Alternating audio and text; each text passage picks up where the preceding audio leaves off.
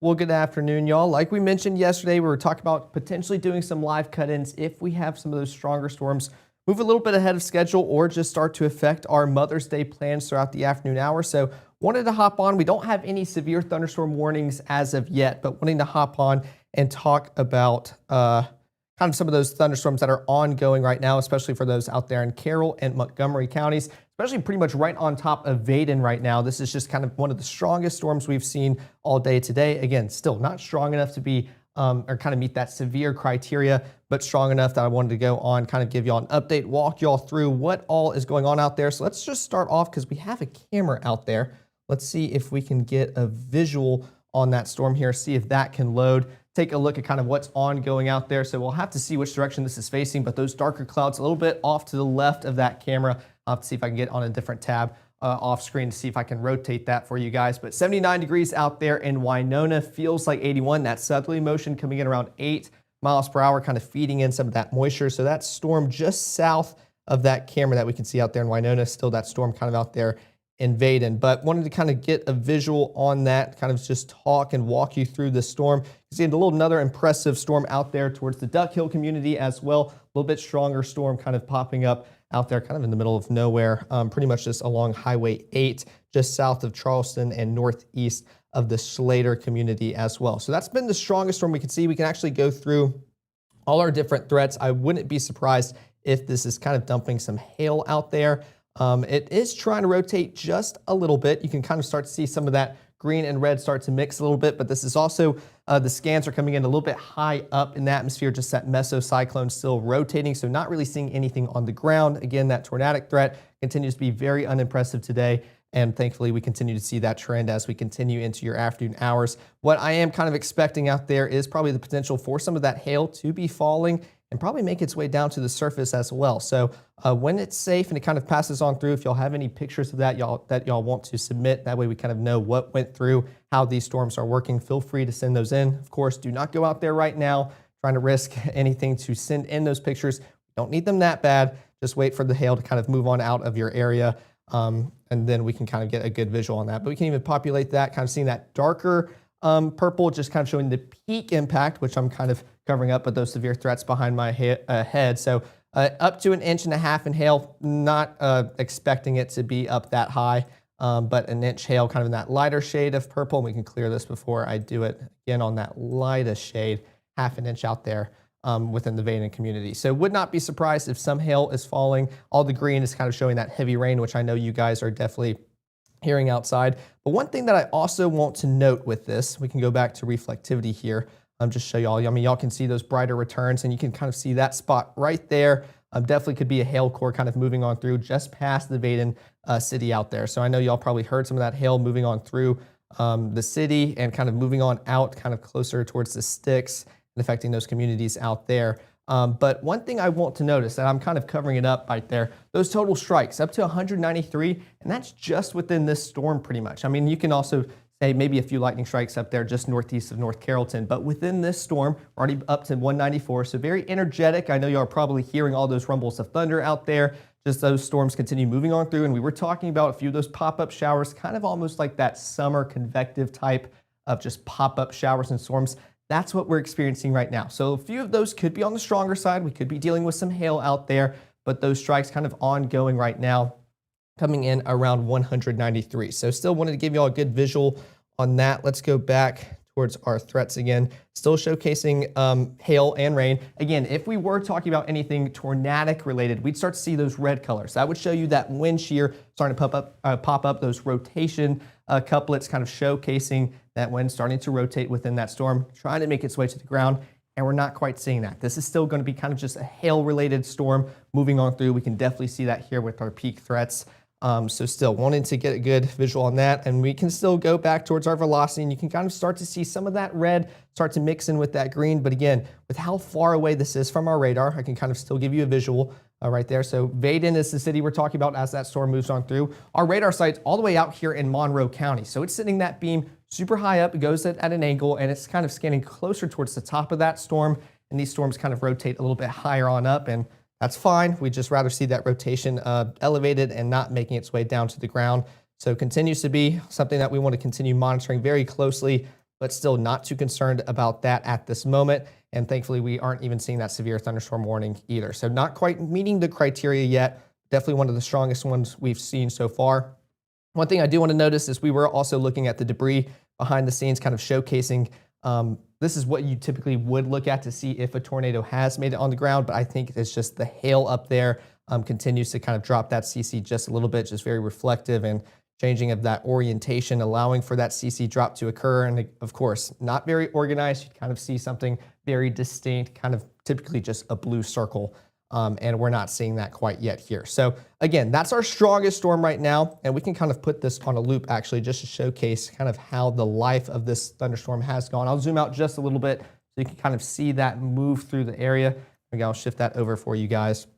And then we can back this up just a little bit, kind of watch this storm move on through. I think it did get a special weather statement earlier, which is kind of what the National Weather Service will put out before a severe thunderstorm warning. It's kind of that criteria just ahead of it. So not quite meeting that severe thunderstorm warning criteria, but still kind of labeling it as a strong thunderstorm. Thankfully, we're still not seeing that get issued at this moment, but still wanted to come on out and showcase that to you guys. So this is around 254. One of the things that statement mentioned is this storm's only moving around 15 miles per hour. And that's one of the things I've noticed a lot watching these storms pop on up. They kind of pop up over your city and they kind of just linger there for a while. So dumping heavy amounts of rainfall, which could provide some of that risk for that localized flooding, especially for some flooding or flood prone areas.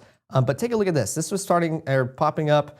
Actually, we can go all the way back. Let's just take a look. So there we go. 2 o'clock out here towards 7 Pines. Start to see maybe some of those light sprinkles start. But then as we continue into the 2 o'clock time frame, just notice how quickly it pops up by 2:30. Continue to slowly move northeast, very, very slowly, just creeping across, I believe, Carroll County. I'm super zoomed in, so I apologize if I got that wrong. But that continues to move on through, getting closer towards Winona. But this is now already 3:20, so over an hour. It's barely crossed that much. We can actually measure this if we want to get kind of really specific here. Kind of from, we were talking about it starting at 7 Pines over there towards just north of Wiltshire. So 13.5 miles over the course of an hour. So very slow moving storm. Of course, that's not exact, but still kind of around that 15 mile per hour mark. That continues to move on through, getting closer towards the Vaden community. We saw kind of those brighter purples starting to pop on up, keeping an eye on that closely, and it's just kind of continued to stay pretty elevated. So we could see that those brighter returns popping up again as it goes over Vaden, and we went live to make sure to keep you guys updated, seeing those darker returns, just showcasing that hail continues to be a factor, and that was one of the threats we talked about last night. Wind and hail are probably the most elevated threats. Again, not super high risk and up towards that level 5 category, but this could be something that we're going to continue to monitor and notice as we go about the afternoon hours. So that continues to move on through Vaden, and now we're current. So still seeing those brighter returns, just showcasing that. We can go to hail track just to see, definitely starting to see some of that hail kind of move through the Vaden community at this hour, and it looks like it's already kind of crossed the I-55 corridor. So probably just east of it now, kind of still moving through the city. If we go back to reflectivity to talk about that. Yeah, so definitely crossed I-55. For those west, not really quite seeing that anymore. But yeah, definitely just crossed I-55, continuing to move further along east, just north of Vaden. You can see kind of the brighter return there, almost just that just dark kind of black color showing those high DBCs, highly reflective. That hail is definitely probable within that storm. So I'm going to zoom on out just so we can continue talking about other storms ongoing. Thankfully, nothing warned just quite yet, but take a look at North Mississippi as a whole. Southern portions of the Delta and pretty much just the southern portions continue to get more heavy rainfall. That was another thing we were talking about, kind of that area to look for. And actually pulled this up on the SPC. I know you guys have been seeing this a lot lately, and that's closer to where that level 2 slight risk is in place. So most of us here in North Mississippi are, well, in a risk regardless, but most of us continue to be in that level 1. But the further south you go, especially towards the Delta, you start getting creeping into that level 2 risk. Just a little bit more confidence on some stronger storms affecting you guys. But you can see even these storms, we're going to keep the frame right here. See Greenwood's right on the edge. We're talking about I-55. Take a look at that cluster of lightning strikes. That's still happening in the level 1 risk. So even though you're not in that yellow, you're still not out of it completely. That's why you're still under that risk, and why we want to keep making sure you guys are informed as those storms, they're still not occurring within the highest confidence, but still something that we want to continue monitoring. Another storm I want to look at real quick out here in Grenada County. This one kind of started popping up as well. Again, this is kind of Best way I could describe this is almost like a summer day in the middle of July. We're just talking about those pop-up showers that kind of just form right on top of you guys and kind of just sit and linger for a little bit before moving on out. That's what we're dealing with currently. So thankfully, nothing too severe. As you notice, we're not talking about any severe thunderstorm warnings at this moment, but still wanted to go live just to give you guys the latest look at everything. So that's precipitation as it creeps into Grenada. We can actually get the latest track on this. Let's see which direction it's slowly moving. There we go. So it continues to move pretty much just due east. See, oh, well, there we go. We have our first severe thunderstorm warning with that storm we were talking about. So had that statement earlier showcasing it's kind of close to meeting that criteria, and it looks like we're getting that right now. So severe thunderstorm warning for Choctaw up until 5:15, which is not surprising at all. That's over an hour away, but just with how slow these storms continue to move, not surprising because it'll take a while to get to you guys out there. So still affecting you guys in the Vaden community for Carroll and Montgomery County, and even starting to creep into the Tala as well. So that's going to start creeping in across the county line as well, giving you those just kind of stronger showers, heavy downpours, definitely rumbles of thunder with how energetic that storm continues to be, and probably dumping some hail as well. Let's go back towards our cameras now that that is warned, see if we can get another visual on this. Let's use our Ackerman one. Let's see if it's pointed the right way. There we go. I think, let's see, and I don't have my cardinal directions on here. Some of our cameras tell you which degree it's looking at, but if I had to guess, clearly we can see kind of those darker returns. There we go. Looks like the North Mississippi storm chasers are already on it behind the scenes. Starting to rotate that a little bit, giving us a visual on that storm. Darker clouds and just kind of a horizon off there in the distance, showcasing that heavy rainfall getting closer and closer to you guys within Ackerman and the Choctaw County community. Let's go back towards our Winona camera. I know you guys are just north of that, still seeing those darker clouds just a little bit past, especially further on to the left, which let me clear this because I know that's kind of covering up the visual that we're trying to get. There we go. Let's go back. And there we go. Let's see if we can get this now. Oh, and it's still popping up. Well, let's just move this over here for you guys. Actually, I can move it off screen. There we go. Ignore that white line. That's still thunderstorm warning. I just couldn't clear it for you guys, but at least it's more visually appearing or pleasing than that whole entire box. Darker skies just to the left of this camera with the storms not over Winona just yet, but pretty much just north or south of it. And then we have another camera down here in Atala County. I think this should be our Kosciuszko one, but this one I think points more towards the church. Yep, exactly. Okay, so not going to get a good visual with this camera.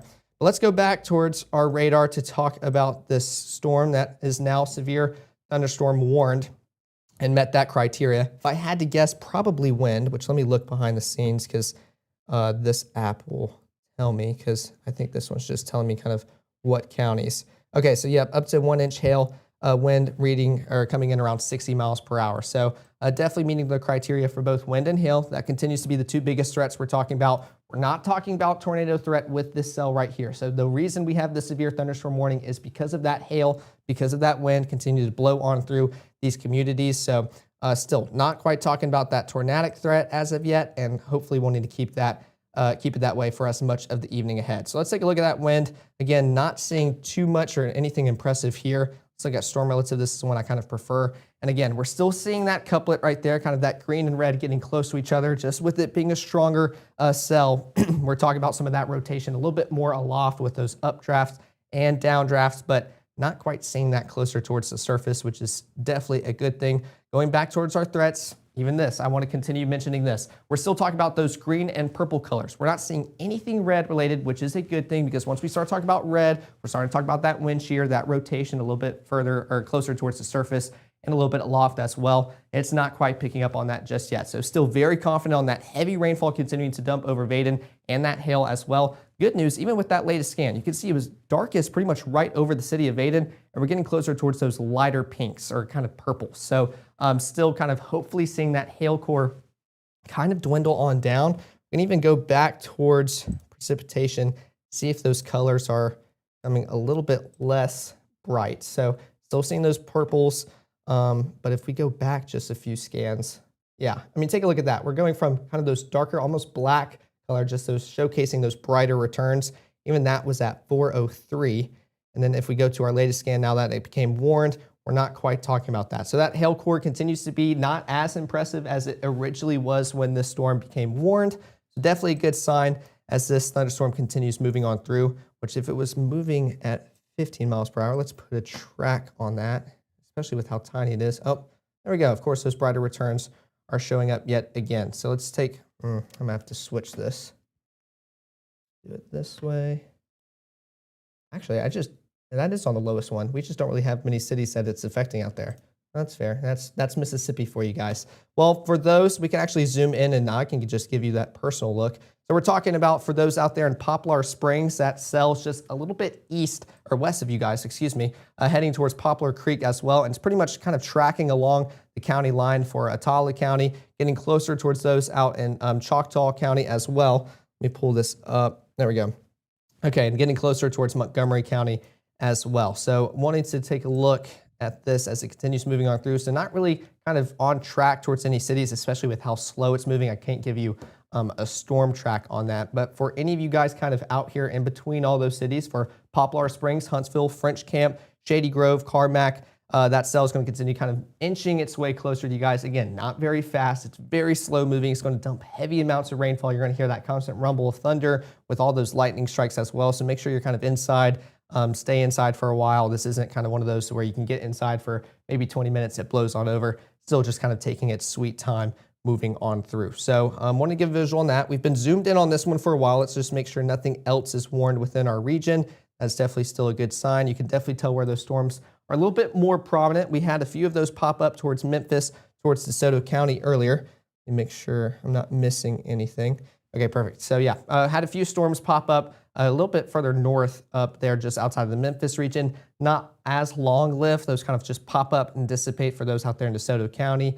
And there was even one out there towards Oxford. But for those storms that continue to kind of impress and stick around for a while, continues to be the southern portions of the Delta.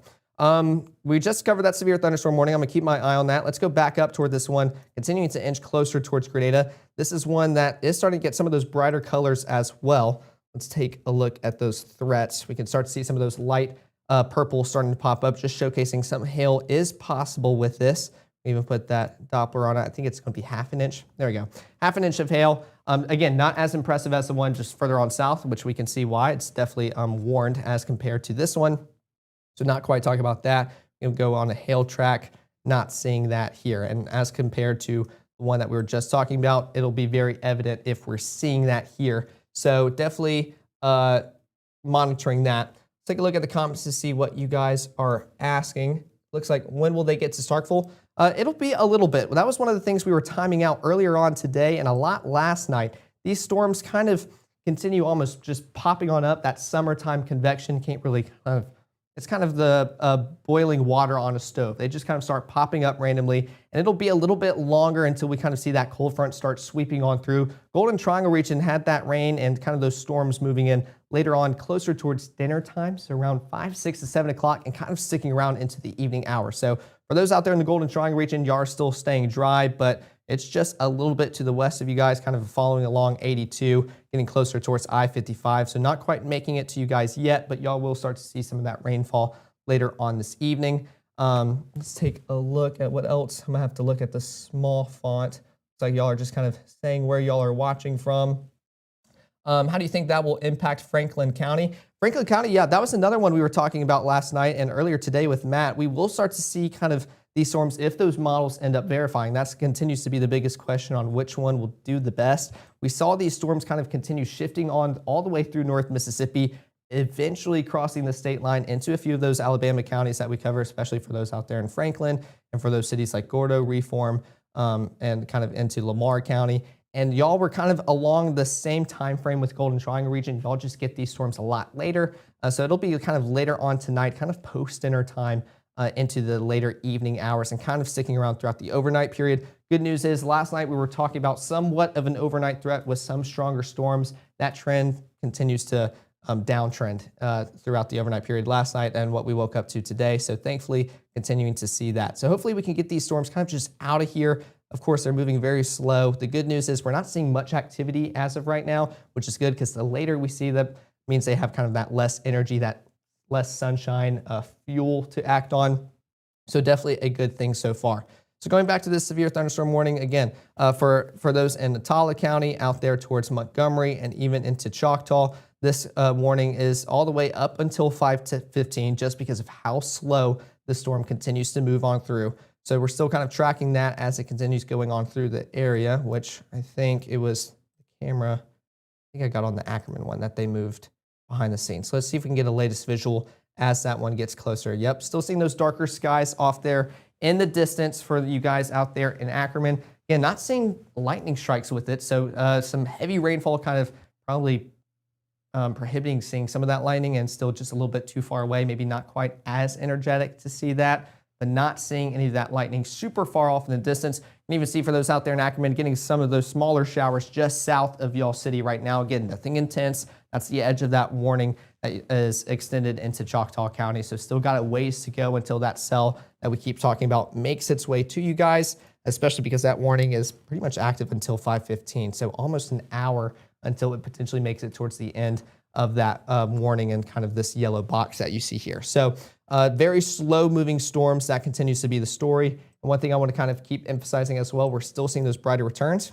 but hey, every time I say something, it wants to do the opposite, and this time in a good way. So not seeing that brighter return with that latest scan. So hoping that hail core can continue to dwindle. Every time I say that, it continues to try to build back up just a little bit. But hail, I mean, I'm positive continues to be the biggest threat with this cell as it moves on through. We can go back towards our winds. Again, it's still trying, rotating just a little bit kind of further on aloft. This isn't an accurate reading towards the surface. So still kind of seeing some of that couplet, just a little bit of it trying to rotate. But again, nothing impressive. This continues to be very hail related. We can see that with our peak threats again as well. Those large hail, a darker purple still continuing to pop on up. But notice you can see kind of where it reached its peak just east of Vaden. Kind of those darker purples. We can zoom in, give you guys a good visual on that, kind of where it just dumped some of that hail as it crossed I-55 and just past east of Vaden. So thankfully not directly on top of you guys, but pretty much just east of y'all's community. And notice it's kind of dwindling just a little bit. So of course we're still getting latest scans. Those are going to continue to move on through, but hopefully we can see that trend continue. So we can get that hail to stop, that wind to die on down. Not quite going to meet that severe criteria, but still probably one of the strongest storms we're dealing with right now. Let's go back to that hail track. Like I was mentioning, still very evident on how we can see that threat as it continues kind of pushing on through across I-55, across Vaden. And I mean, there's not many cities to talk about right now just because of how slow it is. I know I keep mentioning Vaden, and unfortunately with where it's at, there's not many other cities kind of around it, which is technically a good thing because we're not talking about your city. That's an excellent thing because that means there is nothing going on for you guys. So that continues slowly making its way east, getting closer towards Poplar Creek and Carmack, and pretty much just going right in between you guys. So hopefully continuing that path. But for any of you guys that live out here within these communities and just outside of the city, that you're definitely hearing those rumbles of thunder as it continues moving on through. And this debris, it's just, I think it continues to be very contaminated with that hail. Hail is very reflective, helping those higher kind of brighter colors start to pop on up. And I think we're starting to see that here with our correlation or kind of the possible debris. I think that continues to be very elevated. And notice, none of this is really matching on up. You want this stuff to kind of overlap if we're talking about something super significant. So you can see those darker returns just over Beatty. Let's take a look at our storm relative. Nowhere near that. We're talking about further up here. So still, those rotating winds, nowhere close to where that debris was picking up, or basically hail. And then let's go back towards that debris again, just so we can continue talking about that. Still just north of those out there in Beatty, and then we can talk about those threats, still kind of that hail. So almost lining up a lot better with that hail threat as it continues moving on through. I'm still not impressed by anything tornadic occurring with that cell. So I know that's one of our major concerns here in Mississippi. A lot of us continue to get very worried about the tornado threat. We're not dealing with that here with this storm. So let's go back to reflectivity, see what those brighter colors are looking like. We're still kind of unfortunately dealing with that. Let's back it up just a little bit to see how that's progressed. Yeah, okay. So we were talking about this when we went live, just showcasing it to you guys because it was strong. And then good thing we did, because shortly after we started to see that get warned. There we go. That was around just after 4 o'clock. You can see those brighter returns, but then it kind of disappears a little bit, making you, or fooling us and make us think that it's starting to weaken just a little bit. That updraft continues helping that storm keep its energy and sustain it for a little bit, bringing that hail with it as well. So this storm kind of continues moving on through. Actually, take a look at this. This is another thing I like doing. Take a look at those well, you can't really take a look at those lightning strikes if my big head is covering it. This is around 187 total strikes by 3:54. This is about the time we started our live stream, just giving you all that update. So just shy of the 200 mark, not quite meeting that severe thunderstorm warning criteria. But let's go to current. So we started just shy of 200. Now we're up to 213. So one of the things you can do with lightning strikes, that kind of helps you determine the health of thunderstorms. So when you see those lightning strikes continue to increase, it's very mature. It's still kind of intensifying, making its way through whatever kind of counties or cities it's moving through, which for us here, it's into Vaden and kind of moved through Vaden, thankfully now out of the city, but closer towards Carroll, Montgomery, getting towards Ackerman, the Choctaw community out there. But with those those lightning strikes continuing to increase, just showcasing that thunderstorms not really in the decaying process just yet. So it's going to continue moving on through, again, very slowly. When we started this live, it's been, I think it's already been maybe 30 minutes. It was just over Vaden, maybe just a little bit, pretty much along I-55, and that's the distance it's traveled. So these are very slow moving cells kind of moving on through, providing lots of heavy rainfall, but those strikes continue to be a little bit above 200. Thankfully, since I started talking about it, we've gone down to. So definitely a good sign. Hoping to see that trend continue into the evening hours. Okay, I noticed somebody just, pea-sized hail in Duck Hill. Okay, yep, so definitely experiencing some of that hail. But somebody just commented about Louisville. That's a good question because I saw a little bit of those showers starting to affect you guys. Now let's take a look at that. We were just covering that severe thunderstorm warning. We'll come back to it, of course, to keep you guys informed. I pressed the wrong button. There we go. Let's take a look at Louisville. That kind of keeps almost both in frame for you guys. There we go. Starting to see kind of some of those heavier showers just southwest of your city out there and kind of within Winston County. Let's take a look at kind of the trend because like I mentioned, these cells, they kind of just pop on up. So nothing was going on around 330, 340, but those light showers and sprinkles, then it probably just came a downpour for anybody outside closer towards that 4 o'clock time frame. That severe thunderstorm warning not quite issued just yet until post 4 o'clock.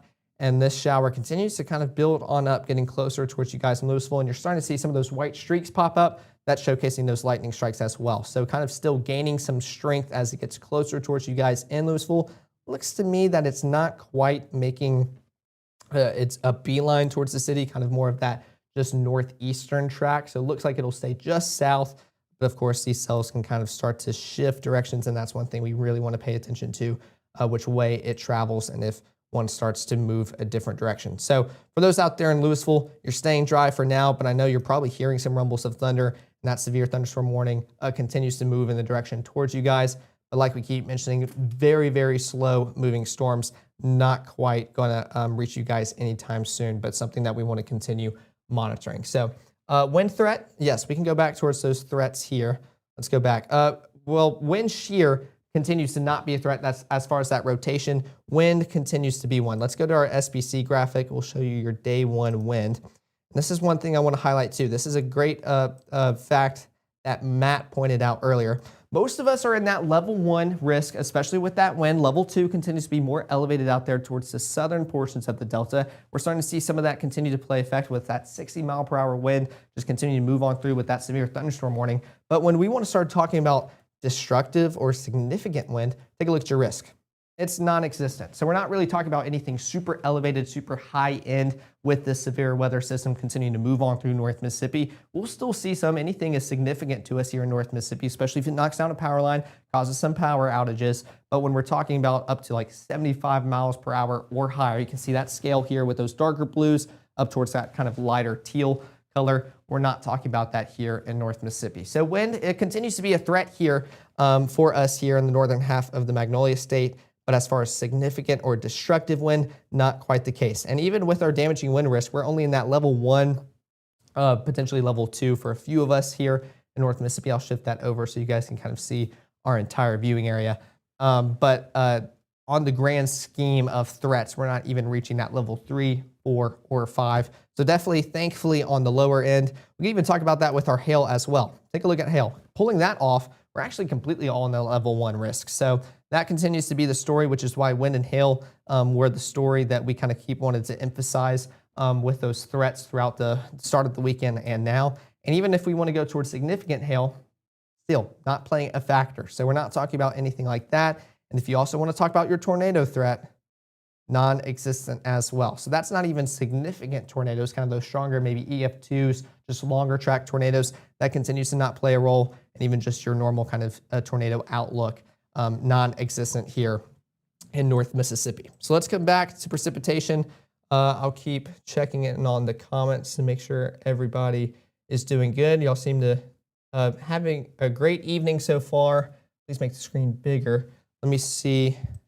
Make sure your screen is full screen. I know sometimes it keeps it just that vertical. If you have that screen lock on your phone, it won't let you take it full screen. So make sure you can do that, or you can press the button on the bottom right to hopefully make that full screen. But I'll make sure I'll continue monitoring this. That way I'm not covering up for anything for you guys.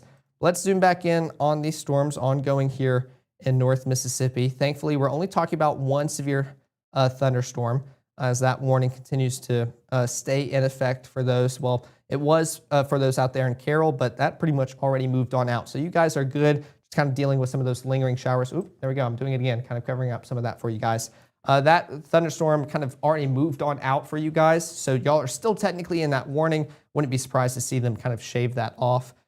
Just still seeing some of those lighter, heavier showers a little bit behind it, but that intense kind of dumping of rain and even some hail, that's already moved on through. The severe thunderstorm warning is still in place for those in Montgomery, as it's pretty much right on top of you guys on the most southern portion of y'all's county. For those out there in Atala, especially pretty much just along the county line, just north, and even inching closer and closer towards Choctaw as well. So I know some people were asking about Ackerman. Y'all were staying dry. Seems like y'all are getting a little bit of shower out there, just some activity a little bit in advance. But actually, now that I'm talking about this, we're not seeing those bright returns at all anymore. So this continues to not be impressive compared to where it was. Let's take a look at our peak threats again. Good. Okay. So it looks like we're still just talking about some heavy rainfall. I mean, this is where we were. We're talking about those darker purples right there, just east of the Vaden community. If we go back to current, we're almost exclusively all to light and talking about a smaller area and basically just heavy rain. And again, one thing I want to point out, we're not talking about, there we go, they just shaved that severe thunderstorm warning. So for you guys out there in Vaden, y'all are good to go. Still lingering showers coming behind it, but that heavy thunderstorm, that severe thunderstorm that moved on through, it's already out of y'all's community and continuing to push further and further east. So taking a look at this, we're still kind of talking about those peak threats, but one thing that I was talking about before that warning kind of threw me off, we're still not talking about that wind shear. Tornadic threats and just the threat for tornadoes continues to be very minimal today. There's a non-zero chance. It's still on the table. But when we're talking about severe weather threats, wind and hail continue to be more elevated compared to tornadoes. I know that's one thing I want to keep emphasizing for you guys out there. Not seeing any of that red start to pop up with our peak impacts occurring. And that's almost kind of our worst case scenario. So we're not even talking about that 1.5 inch hail out there that moved through Vaden. I'd be very surprised if it made it that far down. But again, I know that thunderstorm kind of already moved on through y'all's area. So if y'all got pictures of any hail, make sure to submit that. We can kind of get that report in so we know what this storm and this cell is actually dropping out there for you guys. Let's go back to that debris, because I know that was one thing we were talking about earlier and kind of just that little pop-up. I can zoom back for those that were just now joining. This is one of the things we were talking about, and this is a thing you really want to look for during kind of tornadoes, seeing some of that debris start to kind of get aloft with tornadoes. And thankfully, we're not talking about that. That was just kind of contaminated because of the hail. And if we go to current, we can't even look at anything here. So definitely some good signs. That hail track pretty much almost stopped out there towards Carroll County and not really affecting you guys in Montgomery or Atala and into Choctaw yet. So definitely a good sign. This storm continues to be a lot less impressive as it continues moving further and further east. So definitely a good sign, kind of hoping that it kind of starts that downward trend, which we can go back to those lightning strikes now. Actually, let's zoom out at the grand scheme of things. Okay, we're up to 220. That's factoring in the storm just south west of Louisville, almost just completely south. I know you guys were asking about that earlier. Let's zoom in exclusively on this storm that we were talking about with that severe thunderstorm warning. we're up to or down to 170 strikes. So I could definitely say that this storm is probably starting its decaying phase. Hopefully, it doesn't really act up on any more energy. Sorry, I'm covering it up. We're up to around 177 strikes out there within that thunderstorm. So hoping to see that number continue to dwindle. If we see those strikes start to uptick a little bit, it's still rejuvenating, trying to kind of feed off of any energy within the atmosphere still within that region. But the good news is we're still not talking about those 200 plus strikes that we were talking about a few minutes ago. So not an impressive storm. It was impressive just a little bit ago, and that's what prompted this severe thunderstorm warning. But at this moment around the 4:29, 4:30 time frame continues to kind of start decaying. So let's go off of that cell, start talking about some other ones. Let's go back to the Louisville one because I know you guys were talking about that in the comments. Again, seeing that pea-sized hail in Duck Hill, which let's go. That was commented a few minutes ago. Let's see what's kind of moved on through y'all's region here in Duck Hill. We can zoom in just a little bit more, and then we'll go back towards that Louisville storm. Since thankfully that one's not warned, so we got time to cover everything. Yeah, you can start to see some of those brighter returns. I wouldn't be surprised if maybe a few found its way down. But again, with how rainy it is too, they start to melt, thankfully, due to just how much heavy rainfall is occurring out there. So not quite a favorable environment for hail for you guys up there in Duck Hill, which is probably exactly why it only came down as pea-sized, if that, and we're already seeing some less impressive returns there with that. So yeah, no, I could definitely see maybe some pea-sized hail occurring out there for you guys. Okay, we were just covering that severe thunderstorm warning. Again, continues to not be as impressive. Let's go down here towards Louisville because we're starting to see some of those brighter returns for you guys just west of Liberty and pretty much just south of Highway 25. So let's take a look at that. Let's make sure this is in kind of a good frame. I'll zoom this back up here, which I know it's kind of offsetting, but that's because I want to look back to see how this one has trended. So yeah, definitely on the uptick. It's definitely strengthening kind of over Vowel by 4 o'clock. That was kind of when we started to see that severe thunderstorm warning get in place. Continues moving on closer towards Liberty, and we're seeing some of those brighter returns. So typically when you start seeing those purple pinks, that's showcasing very, very heavy rainfall, but also the potential for some hail as well. So let's take a look at actually, let's look at wind first. Make sure nothing's trying to kind of rotate up there. Again, not too overall impressive. You want to see those a lot closer towards each other. So that's still kind of just some more kind of inflow, outflow going on out there, not too close together. So tornadic threat continues to be very limited. There we go. Yeah, so potentially seeing maybe a little bit of hail there along Highway 25 for those out there just east of Vowel, just west of Liberty, as that cell continues making its way closer towards you guys, and still not talking about debris as well. Any of that getting picked up will most likely just be some hail contamination. So thankfully, that continues to be all we can talk about. Even showing that hail track, which we saw on that severe thunderstorm warning, this is kind of what it's supposed to look like if we're dealing with some kind of intense hail moving on through.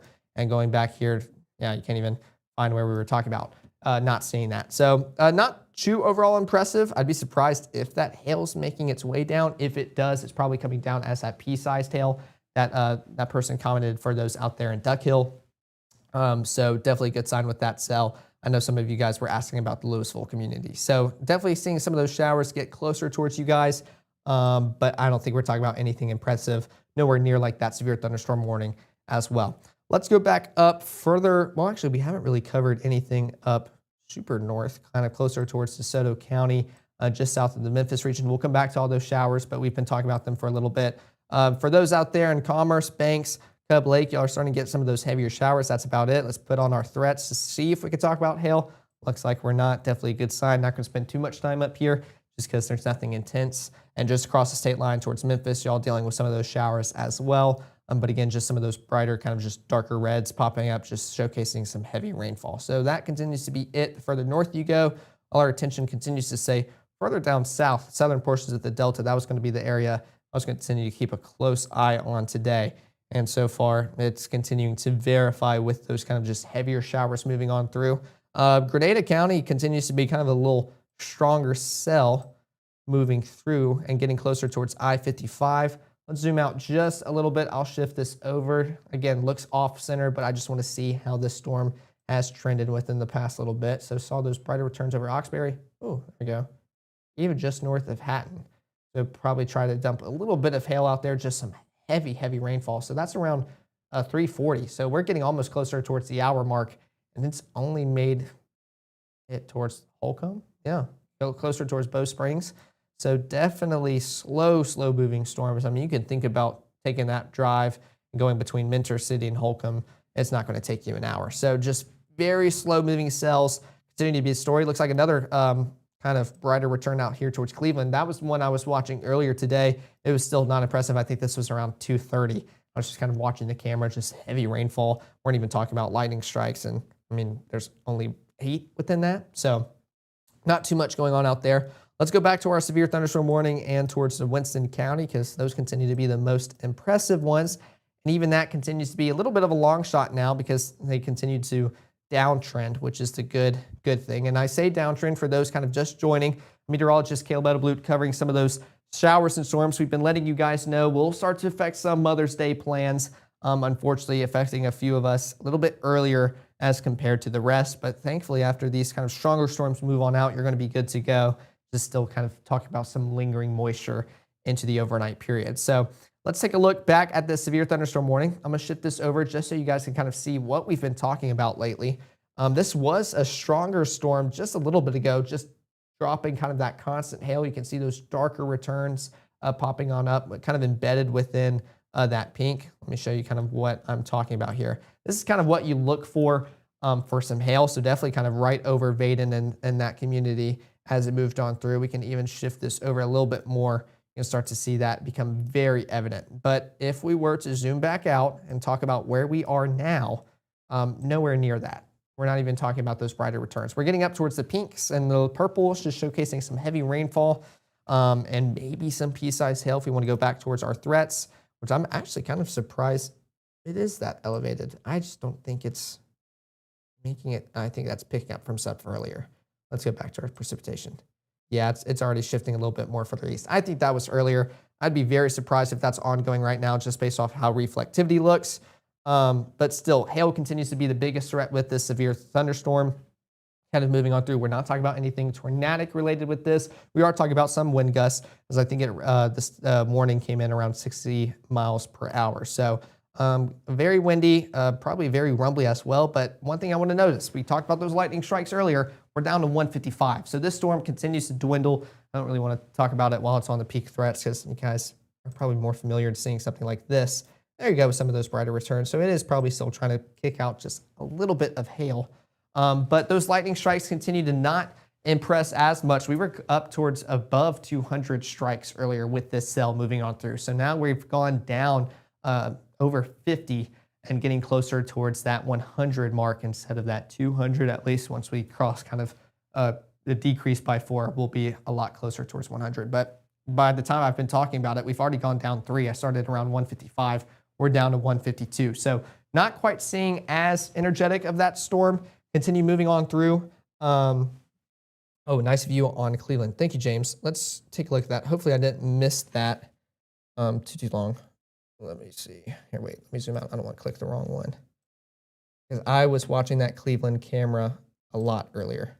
Should be this one, if I remember right. I'm still learning all my Delta counties and cities. There we go. Awesome. Thank you, James, for commenting. Oh, I clicked the button. Let me go back.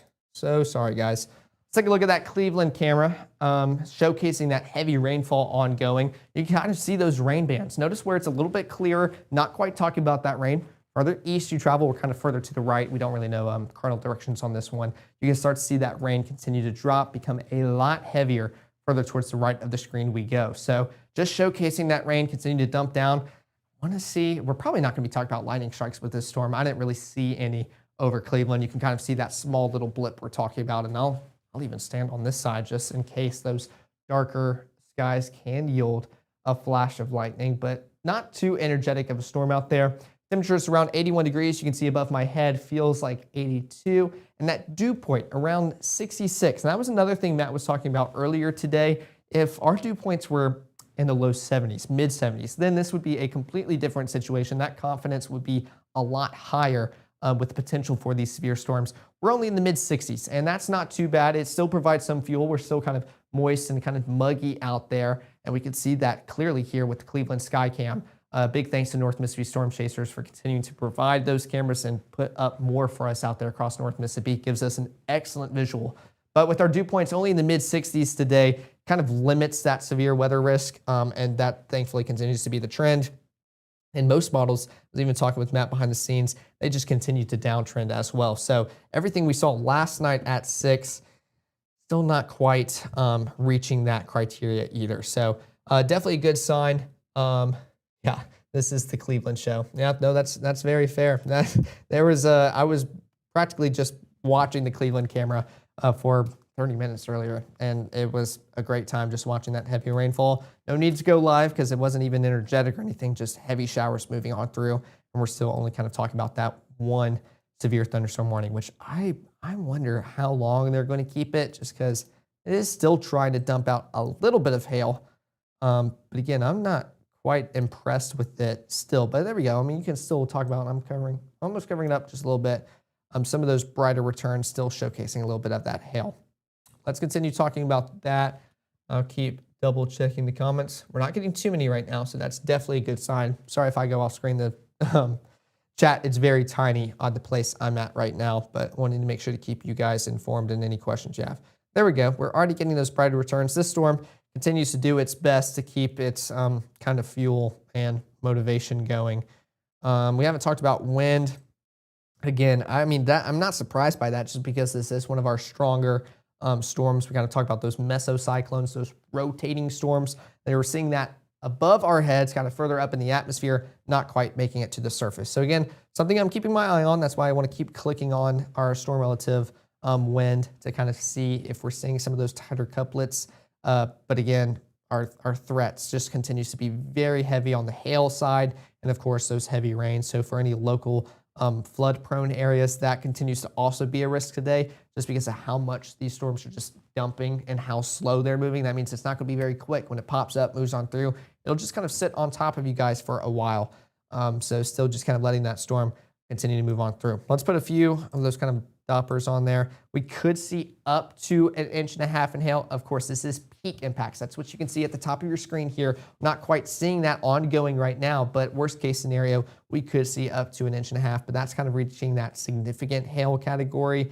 And again, we weren't too confident on that. So I'm not convinced, but I do think some hail could still be falling out of that as well.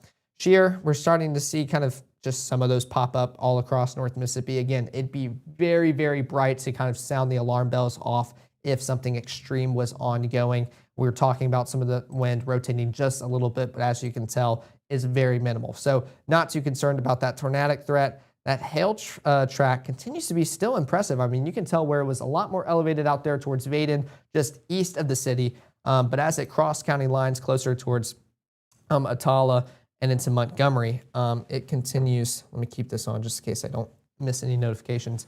Continues to keep going, to be honest, but not quite as intense as it was. We're talking about those darker purples you see here. That gets closer towards the probable. So even when we're talking about these lighter shades of pink, we're still talking about it only being possible. So it's definitely probably the hail is elevated within that updraft. Don't know if it's quite reaching that stage to where it's heavy enough to beat the updraft and make its way down to the surface. But I think for those out there closer towards Vaden, just east of it, y'all definitely got some of that hail. I think it's struggling a little bit more pretty much along that county line, along the Atala-Montgomery county line at this moment. But that is probably exactly why that severe thunderstorm warning continues to stay in place for a few of our counties here in North Mississippi. You can even see that darker return already faded just a second ago. Just in case you guys missed it, we're talking about those darker returns starting to fade just a little bit. So this storm, I mean, it's slowly decaying. It's definitely in that decaying phase. We're talking about those lightning strikes now below or sub 150, getting closer towards that 100 mark now around 142, which I'm of course blocking. I forget y'all can't see anything or everything that I can on my screen just because I'm standing here. So still showcasing that. They continue to shave down that warning as that impressive cell continues moving further and further southeast, getting closer towards the French Camp community, Liberty Chapel, Shady Grove. And I try to put storm tracks on this, but because of kind of how out in the sticks this is, not too many communities out there, and with how slow it is, 15 miles per hour, we can only extend that so far is still pretty much just along some of those county roads, and which you guys can see there, which I can zoom in for some of you guys in case y'all are curious. So let's get this kind of framed right for you guys. We just highlighted a bunch of those cities. So for French Camp, Liberty Chapel, Shady Grove, y'all are pretty much just triangulating right around that cell. It's going to look to move right in between all of you guys. What road are there we go. We can zoom in like that. Okay, so pretty much along Highway 43. I know this is very zoomed in, guys, but for those that are being affected by it currently, I know the viewers are definitely curious. I want to zoom in for all of you guys out there. That way y'all know where y'all are at and where the cell is. So pretty much along Highway 43, kind of where that more impressive part of the cell continues to be. That's right along the Atala and Montgomery County line. Right over, is that Ellis Road? Yeah, Ellis Road. And it's going to continue moving on through, getting closer towards Minor Road. So that'll probably be kind of one of the targets we can say instead of a city, Minor Road. And for all those neighborhoods out there, let's zoom in on these streets out here if we can get them and populate them. I don't think we can because we are pretty much out in the sticks here. But hey, that's Mississippi for us, and we love Mississippi. But yeah, so still showcasing that cell continue to move on through. Again, it's continuing to try to dump some of that hail as it continues moving on through, but wanting to keep an eye on that. Let me make sure my notifications, I know Storm Chasers continue to send things. I want to make sure I'm not missing anything for you guys. That way I can give you guys the very latest. Let's see what they're talking about. Okay, everything's looking good. I think they may have positioned. Let's go take a look at that Ackerman camera. We haven't checked that one in a while, and that cell is getting closer towards you guys. And we're just talking about that in the chat. Yeah, there you go. Okay, we can start talking about some of that rainfall. Yeah, take a look at this. We're talking about some low clouds continue to kind of just get closer and closer towards the surface. But again, we're talking about some of that heavy rainfall. You can definitely tell where it's heaviest because you can't really see the horizon quite as well. Where it's clear, you can definitely see kind of those yellows closer towards maybe a light shade of orange as we're getting closer and closer towards sunset. Still got a few hours to go. That's kind of what we're supposed to see if it's not quite as rainy. And then the further towards the right of the screen you look, we're starting to talk about some of that heavy rainfall inching closer and closer towards you guys in Ackerman and into Choctaw County. But take a look at the bottom left of your screen, not quite within y'all's county just yet. You do see that severe thunderstorm warning that has been issued around like 40 minutes ago. So we're still discussing that, wanting to make sure to give you guys the very latest of those birds flying behind me, but still pretty beautiful out there in Choctaw County, not quite having to worry about anything going on there just yet. Okay, just catching on the road. Okay, yep. Catching up with the comments, sorry. I was reading one of the words and y'all were talking about some of the road names and all y'all's places out there. So yeah, this thunderstorm, I mean, continues to still impress as much as it can as it continues to decay. Those strikes are now down to 130, but I mean, we can still see those brighter returns with some of that hail, I would say, further aloft in the system. I don't know if it's quite dropping it just yet, but let's take a look to see that. You know, they just sent a picture of that Ackerman camera we were just showing off. So let's take a look. Actually, let's go to wind first. Still talk about any rotation occurring.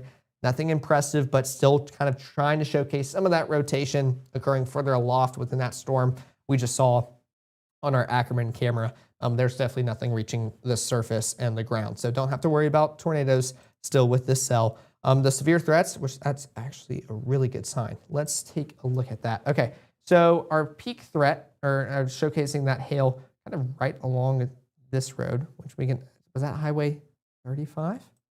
43. That was close. We're still learning. There we go. So pretty much it stops almost along Highway 43. Let's look at precipitation. Okay, so we're still not really seeing that hail continue. So looks like it's just kind of that heavy rainfall continues to be the threat, and that's what those brighter returns are meaning. So not even showcasing hail, just super, super heavy rainfall continuing to move on through. I'm sorry, I keep checking notifications, so I'm going to make sure I keep you guys informed in case anybody's letting me know something else I need to look at. But that severe thunderstorm warning continues to be the only warning within our community. We can zoom back out, take a look at everything ongoing here in North Mississippi. Most of those intense shells continue to stay further down south in the southern portions of the Delta, pretty much along I-55 and a little bit further east. And we're still, let's go take a look at that one in Louisville. I know you guys were asking about that one. This one continues to really ramp on up and kind of continue to intensify which we can definitely talk about those lightning strikes. That severe thunderstorm warning we were talking about still had around 130. This one's only up towards, make sure it's not included. I want to kind of keep those strikes minimal. So around 89, and I'm not surprised to see those strikes probably continue increasing. By the time I'm done talking about this storm, we'll probably definitely be in triple digits if it continues increasing. Oh, there we go. I'm still covering up. But total strikes around 90. Keep forgetting that's going to be right behind my big head. So I wanted to still show that for you guys. But that cell now over Liberty at this moment. Ooh, looks like they got a good picture of Cleveland. Let's go take a look at that real quick before we get back to this storm. Because still it's below severe criteria, but I like getting you guys good visuals. Yeah, take a look at this. This is that cell over Cleveland right now. Just those darker clouds. Almost kind of looks like maybe you could go as far to say that's kind of a wall shelf cloud kind of moving over the city. But that rain continues to move on through and looks like it's kind of protruding out of your screen, continues moving closer and closer towards the camera. But again, seeing those rain bands off in the distance continuing to fall. So again, not seeing anything impressive, anything reaching the surface. That's a very good sign. Just heavy amounts of rain, maybe hail, but that's probably continued further aloft. I don't think we're talking about anything hail related with this storm. We're talking about this little tiny blip moving on through. But even that continues to look very impressive with this camera. So again, big thanks to the North Mississippi Storm Chasers for providing these cameras for us. So that way you can kind of see what's ongoing out there. That's a very impressive shot with some heavy rainfall occurring. So let's go take a look. Let's go back to the Louisville one. That's the one I was talking about. There we go. We're still here. There we go. All right, let's zoom back in, talk about that, and let's see where those lightning strikes are at. Let's see. It's going to have to update because we were just around 80, almost close to 90. So I don't know why we're down to 53. There you go. I'm learning, making sure you guys can see that as we continue. Real quick, actually, no, let me continue covering this, and then I'll look back at those comments. Actually, no, there's still nothing too impressive here, just some heavy rainfall. Let's go through our threats again, see if it's trying to drop some of that hail for you guys. There we go.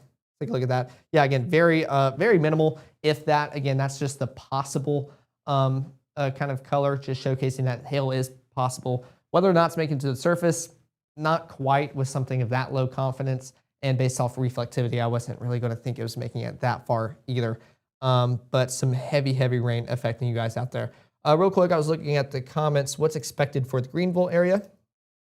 Let's zoom back out, kind of go back out there towards the Delta, and we'll go back towards reflectivity.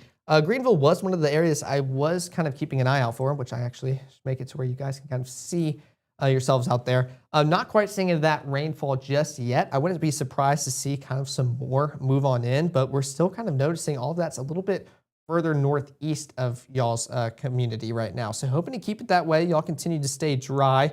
Some more kind of intense weather further out west. You can see a severe thunderstorm out there in Louisiana, not affecting us here in North Mississippi. But for Greenville right now, y'all continue to stay dry. Would not be surprised to see some of those heavier showers a little bit later on tonight, as we're continuing to keep our eyes on this pretty much all night long to keep you guys informed this evening, especially with it being Mother's Day. So I know all of y'all have fun, exciting plans to celebrate all of y'all special moms out there. Celebrated my mom earlier today for breakfast. That way I could get up to work early, keep you guys in the loop. So I was able to make it all work out. And it's been a great Mother's Day so far, and I know she's enjoyed hers. So it's been very relaxing, and thankfully she's staying dry out there and Starkville as well. Let's come back to those severe thunderstorm warnings, or warning, singular, because we're only talking about one. And which now we can already see that hail, well, brighter return starting to pop on up. This is out there in Atala. Yep, yeah, we're still kind of more south of that county line into Atala. Some heavier rainfall out there in Montgomery. Not quite seeing much into Choctaw. Y'all just kind of got clipped into that original warning, but this continues to push further southeast. So if any of y'all were to see some of that heavy rainfall make its way, it's going to be closer towards Ware and McCool for still Atala County, and maybe even to Kerr for Choctaw. Not quite seeing that all the way up into Ackerman at this moment. They would have to shift, almost going completely east by that point, which let's take a look at the latest direction for you guys to give you guys kind of the latest movement on it. Yeah, it continues to stay pretty much just southeast, and you can see them continue to shave off that warning as it continues to make its way through. But definitely some brighter returns making its way closer towards you guys. Let's see. Go back towards those threats. Yeah, the hail's still possible. Let me continue checking this for you guys. Make sure everything's good. Checking all the notifications with the storm chasers. Okay, there we go. Yeah, everything's good. But yeah, no, I'd say this storm just continues doing its best to just dump out some hail for you guys out there. Pretty much right over, let's see if we have kind of just north of Liberty Chapel, still right in between French Camp, Liberty Chapel, and Shady Grove. That's what we were just talking about. There you go, Matt. We've been kind of taking a look at this severe thunderstorm warning as it continues slowly. You're doing a great job. Yeah, well, thank you. I appreciate it. It's just slowly moving through North Mississippi, but kind of hail related and just dumping lots of rainfall for everybody out there. Absolutely. Not a ton of lightning, that's one of the other things I kind of noticed behind you on that. There's just not an absolute ton of lightning. I could take over for a few minutes, give you a chance. Are we all good on all the other forecast components ready to go? Yeah, I can continue working on that behind the scenes. I kind of got everything in for the next 24 hours because I knew that was the majority of what everybody was concerned about, and I'll continue working on the 7-day behind the scenes if you want that. Okay, I'll go ahead and get that flipped over, and then I'll take over for you for a few minutes here. We'll kind of reset. Sounds good. Okay, sounds good. Okay, resetting here again. I'm Chief Meteorologist Matt Lawpon alongside our meteorologist Caleb Bettelblut, tracking a severe thunderstorm warning in effect there for Attala County until 5:15. Again, hail, as Caleb was mentioning, probably the most likely impact we're going to get out of this storm. It has done a pretty effective job of continuing kind of this right turn, so to speak. I mean, you can see how it is heading a little more south of east, and that has pretty much been what it's been doing. I find it very fascinating. The camera shot there that Caleb showed you a little bit ago from Ackerman. I mean, you could see a wall cloud on it from that distance away. But and I think we'll see if we can actually move this camera a little bit to the left to be able to kind of keep an eye on it there. Just give me a moment to kind of make that adjustment for you. But that is probably what we're looking at there, kind of all the way past the rainfall there is kind of to what would be the wall cloud on the opposite side there, as interesting as that is. So this is in Choctaw County and Ackerman. So this is going to be obviously that rainfall. I'm going to go back and forth here a couple times, kind of show you. This is one of the rare opportunities where I think we have a storm that is maybe producing hail, has some rotation, not likely a tornado to come out of it. So we can talk about a little what we're looking at. So Ackerman, you can see right there again where we're looking on the screen there in Ackerman, obviously, and then shooting back toward the west toward this. And so all of the gray you see is that heavy rainfall there that's moving toward Highway 12 and McCool. Let's get a speed on this. I'm going to double check our speed for a moment. So this is a 1-hour loop here. And we're going to have that back to, again, this is not a fast move. We're only 15-ish miles per hour. We'll look at that storm near Knox Pater here in a second as well. Again, if you do have storm reports to pass along to us, weather at you could send those into info@msliveweather.com.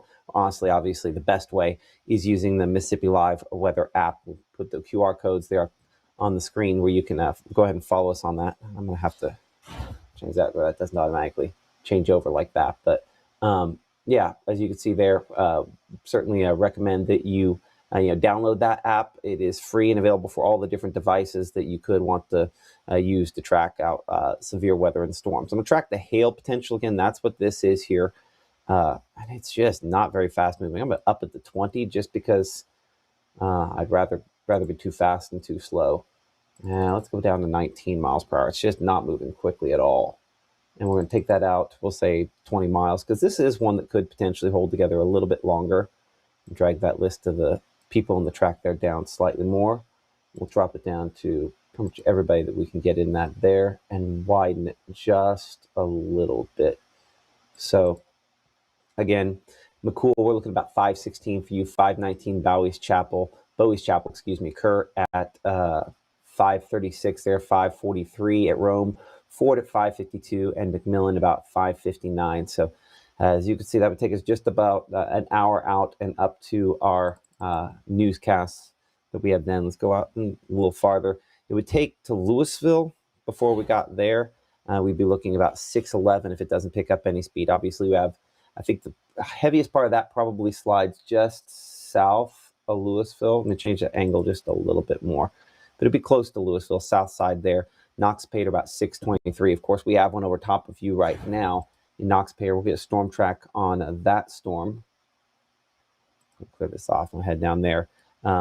It's a little south of Noxapater. This one has less hail with it. As you check our hail swath, brought to you by True Shield Roofing. We're going to check that a couple different ways from down there at the radar site in Monroe County. Another way down here farther south. This one does have a bit more hail in this latest look at it.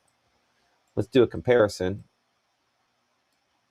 We were farther away, but notice how there's more of the dark purple in this one up north here versus the one we have south. We'll go ahead and take down those QR codes for a moment here. We'll bring it back into our regular kind of standardized shot there for a moment.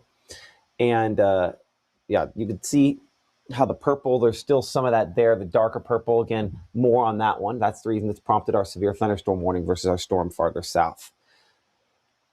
Let's go again back over here. Let's look at the camera there in Ackerman. Again, scanning back into this with another shot there. Is one of the easiest ways for us to get kind of a good look at that there. I think the hail size on that continues to kind of go up a little bit. And that's what this kind of bright white is there. That is all kind of that hail and heavy rainfall kind of falling on the north side of that. You can see a decent number of cloud-to-ground lightning strikes. This kind of the leading edge of the storm, and you could have argued briefly for a moment there we might have had some kind of wall cloud sort of structure with it. Again, our camera with the North Mississippi storm chasers there in Choctaw County. I kind of pan things over to the left and keep looking at this. We might actually be able to get it. So we'll take that shot in there a little closer. We don't do a lot of zooming on these because we like to see the overall features. But again, some low-hanging dark sort of clouds on that there, not something that we're too terribly concerned about, but it's kind of an interesting look there along the leading edge of that storm as it moves there through locations in northwest Attala County, northern Attala County. Again, this gray, bright gray that you're looking at here, this is likely probably the heavy rainfall and the hail. As we kind of pan a little bit farther to the west of that, this is going to probably miss the Ackerman area, but obviously you go past that, you can see all the kind of, it gets lighter and lighter as you get past where that storm is up kind of on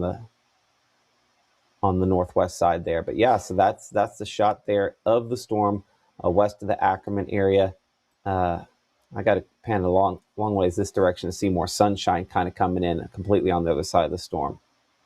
So again, this is a severe thunderstorm warning there for parts of Attala County. Choctaw County not officially included in this warning, but kind of an interesting shot there from a good angle out there in the Ackerman area. I mentioned Attala County again under that severe thunderstorm warning until at 5:15 p.m. We'll come bring that off the screen here for a moment. Again, check our discussion with the National Weather Service. Things still, I think, good. Not a lot of information coming in there. I'm going to double check this one for a moment.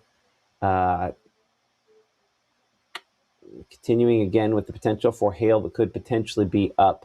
A last update on this just in the last minute, potentially golf ball size hail what they're going on this. So takeaway on that is that I expect that if we're seeing that they could still expect to reissue this severe thunderstorm warning for locations in the south and east. When that reissuance goes out, Caleb will go ahead and do a push on that, a generalized push on the fact we're continuing to kind of track this at that point in time as this makes its way toward the Calvary community there in Attala County, Louisville, eventually here in the southern part of Choctaw County, and then eventually into Winston County as it slides south and east here. Let's go ahead and go out about 30 miles, we'll say, on that track. And so again, this severe thunderstorm warning doesn't extend to where most of these locations I'm listing are right now. For example, McCool, actually in Attala County there, is staying north and east of Kosciuszko. Bowie's Chapel at 513 there. But you jump to 524, and that's in Winston County. No official warning for you in Winston County yet, but if it continues to kind of drop what hail it's potentially dropping, that might become necessary. We'll look three-dimensionally on this storm. Again, it is a rotating thunderstorm, but rotation doesn't always mean tornado. And in this case, it's one of those instances where it doesn't mean tornado. Rotation in this case means large hail. As we cut through this, you'll notice as we talk often about that hail core is pretty obvious. And whoo, there you go. Look at that. So if you've been watching us through the severe season, you know that that when it starts looking like this, we know we've got some big hail in that. I'm going to change this over to a half-hour, 1-minute loop. I think that'll be more beneficial. And we'll put that back into play there. But yeah, this is a lot of big hail up aloft. Notice how it's smaller, smaller, and then this last scan, it's like whoop. So that's what's producing the big hail there south of French Camp. That's likely going to fall out of this along Highway 12. It's probably, I mean, it's going over the Natchez Trace at this instant with a lot of big hail and likely some 70-mile-per-hour winds getting kicked out of that. So that could be golf ball size hail reasonably with that storm there in Attala County. So fairly rough look at that for sure. And send in those hail pictures using the Mississippi Live Weather app. Largest hail picture, our friends at True Shield Roofing helping us in a number of different ways to kind of look at the hail potential on these storms. Use that app there. They give away a $100 gift card to Walmart anytime there's at least 1-inch hail. We have a couple of that we're giving away to the first part of next week from some storms last week. But you can see right over the Natchez Trace there, north of Liberty Chapel, where the hail potential is the greatest using our True Shield hail threat, where it kind of takes that 3-dimensional and squishes it down to 1-dimensional here. So right there, I appreciate that, Siri. Siri's always listening in the background as well. So hopefully folks there, right where I have that white line between halfway between the Natchez Trace and Highway 12 north of Multona Springs. It's the first time I've seen that one on radar, near Allen Road and east of Milner Road in Attala County, where our largest hail is moving toward McCool and Bowie's Chapel at this time. I'll pop up our chat where we can kind of see behind the screen, behind the scenes, what everyone else is saying there. Appreciate y'all. Yeah, just hopefully kind of giving some updates there. Watching from Houston, thanks for the updates. I'm not sick. I'm just a little tired. My neck hurts somewhat, and Caleb's been doing a great job here. Let's go ahead, and I think I see someone mentioning, another location on there, like Tupelo, for example. We'll come right back to this storm in a second. We'll kind of give you a one-over on how everything else looks, though, for everyone, and then we'll come back to this here in just a second. I'm Chief Meteorologist Matt Lawpon alongside our meteorologist Caleb Edelblut. Current time is now 5:05. We have some isolated thunderstorms out there that we're tracking from Grenada to Greenwood to Cleveland, all kind of expanding south and eastward. The storm that we have there north of Kosciuszko, south of Ackerman, is probably our most impressive storm. Second most impressive storm is this one we have probably south, close to the Noxapater area, near Stallo and the Hike community. This one's getting more organized as we speak, and there is some rotation on this one. But the thing to note is, though we see some broad rotation, we think hail is the main impact. On our severe threats, peak severe threats, we have some hail showing up on this, not a ton, but it says at peak, maybe 1-inch hail possible. Now, I'll tell you this, even with 1-inch hail possible on that, I think it's likely a little bit smaller than that at this point in time here. So let's get a track on this toward the south and east. And I think they've all been kind of moving kind of south and east here at about 25 to 30 miles per hour. So we show that at Stallo at about 5:07, looking toward North Bend there at 5:23, Bond at 5:24, and then Bogchito there at 5:33. This is probably some hail. Could be maybe up to 3/4 of an inch in size. I don't know what we're quite the 1-inch size hail at this point. We'll look 3D on that. We'll cut through that one as well to see if we can do a comparison, because we do show some of the bright pinks indicating some really heavy sort of precipitation.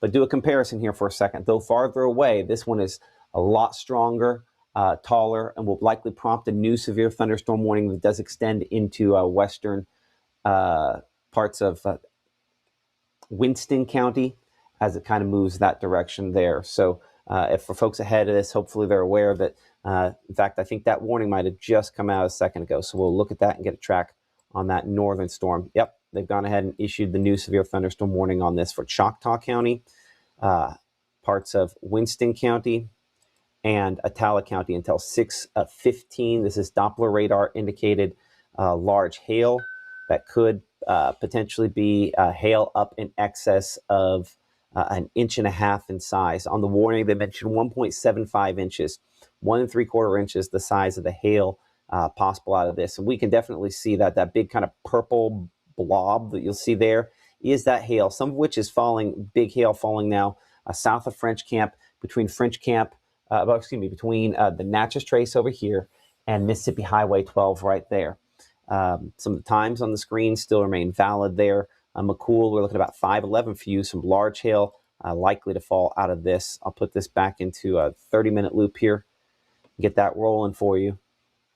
I mean, you're right on the target there, Bowie's Chapel, excuse me. One of these days, here in a minute, I'll get it. But yeah, right there. McCool as well. This is moving right toward you. Large hail potential out of it. I'll put my little line on here to show the exact spot. Right there is where it is. So the severe thunderstorm warning that will be expiring is the one that's back to the west here at 5:15. I don't know that the hail's going to completely exit this by the time the warning has expired, but likely dropping some big hail. It'd be near impossible it isn't. So make sure to send those hail pictures in using the Mississippi Live Weather app, and maybe you'll be one of the folks that's able to win that $100 gift card from True Shield Roofing. It's a $100 Walmart gift card. You can spend that thing anywhere, because our hail threat on this, when we kind of look at our peak hail impacts, the white lines there are all the lightning strikes, so quite a few of those. But the peak hail impact we see kind of in the purple there, that's 3+ inch hail out of this. So it's a pretty good size hail likely falling out of that storm. We'll look at this from the Ackerman area. We've had a pretty good shot from there of late, and still kind of showing what is likely kind of on the right-hand part of the screen here. All this white is that giant hail that's falling out of it. That is kind of the leading edge where air is being ingested into the storm there. Let's see if I can check our discussion with the North Mississippi Storm Chasers here for a moment. Actually, give me just a second to grab my iPad from over here, double check where they're at on things. But obviously, it continues to be a pretty heavy storm there. And I'll go ahead and query the new warning, which is for locations south of Ackerman in particular. This camera site here in Ackerman, will widen this out because we have it zoomed in just a little bit. Give you kind of more of an idea for folks there in Ackerman as it's approaching. That bright white, though, on the right-hand part of the screen, that's all that really large hail with this. And then we're looking past this toward another thunderstorm that's right behind me there as well. But this is a rotating storm, but not a rotating storm in a way that we expect to see tornadoes. That's not the way this one will play out. Come back here and checking some shots from the North Mississippi Storm Chasers there. And they're looking at some of the other cameras with some impressive shots as well. Let me go wide here and double check that. Give me a moment. Boy, there are some other rough looks on this. Let's go over there to Cleveland for a moment. Clarksdale, slide south, Shelby. Yeah, right over top of Cleveland. Looks like we have a storm pretty much right to the east of town there. I'll try to get out of the way. That one looks pretty impressive. These are going to be hail-producing storms wherever they are today. We're right in the midst of the tower, so we'll have to wait for that one to try to emerge from that. But some low-hanging stuff. Let's get the radar over there to take a look, and we'll go ahead and clear everything off of Mama Justice Doppler for a moment and look at that one, because that one's, again, in the Delta here. We don't have great radar coverage from time to time, but let's go back. We'll be looking from a long distance away. This was all the way there from Monroe County. Do kind of a radar tour here from Jackson, from the Memphis airport. We're outside of the range there, and then the regular Memphis Weather Service radar. So probably best from Monroe County. So that's probably at least a little bit of heavy precipitation there. Let's do we call a cross section on it. We'll go 3D. Do I have it just outside the area? I have that just outside the area. Let's go ahead and expand that box.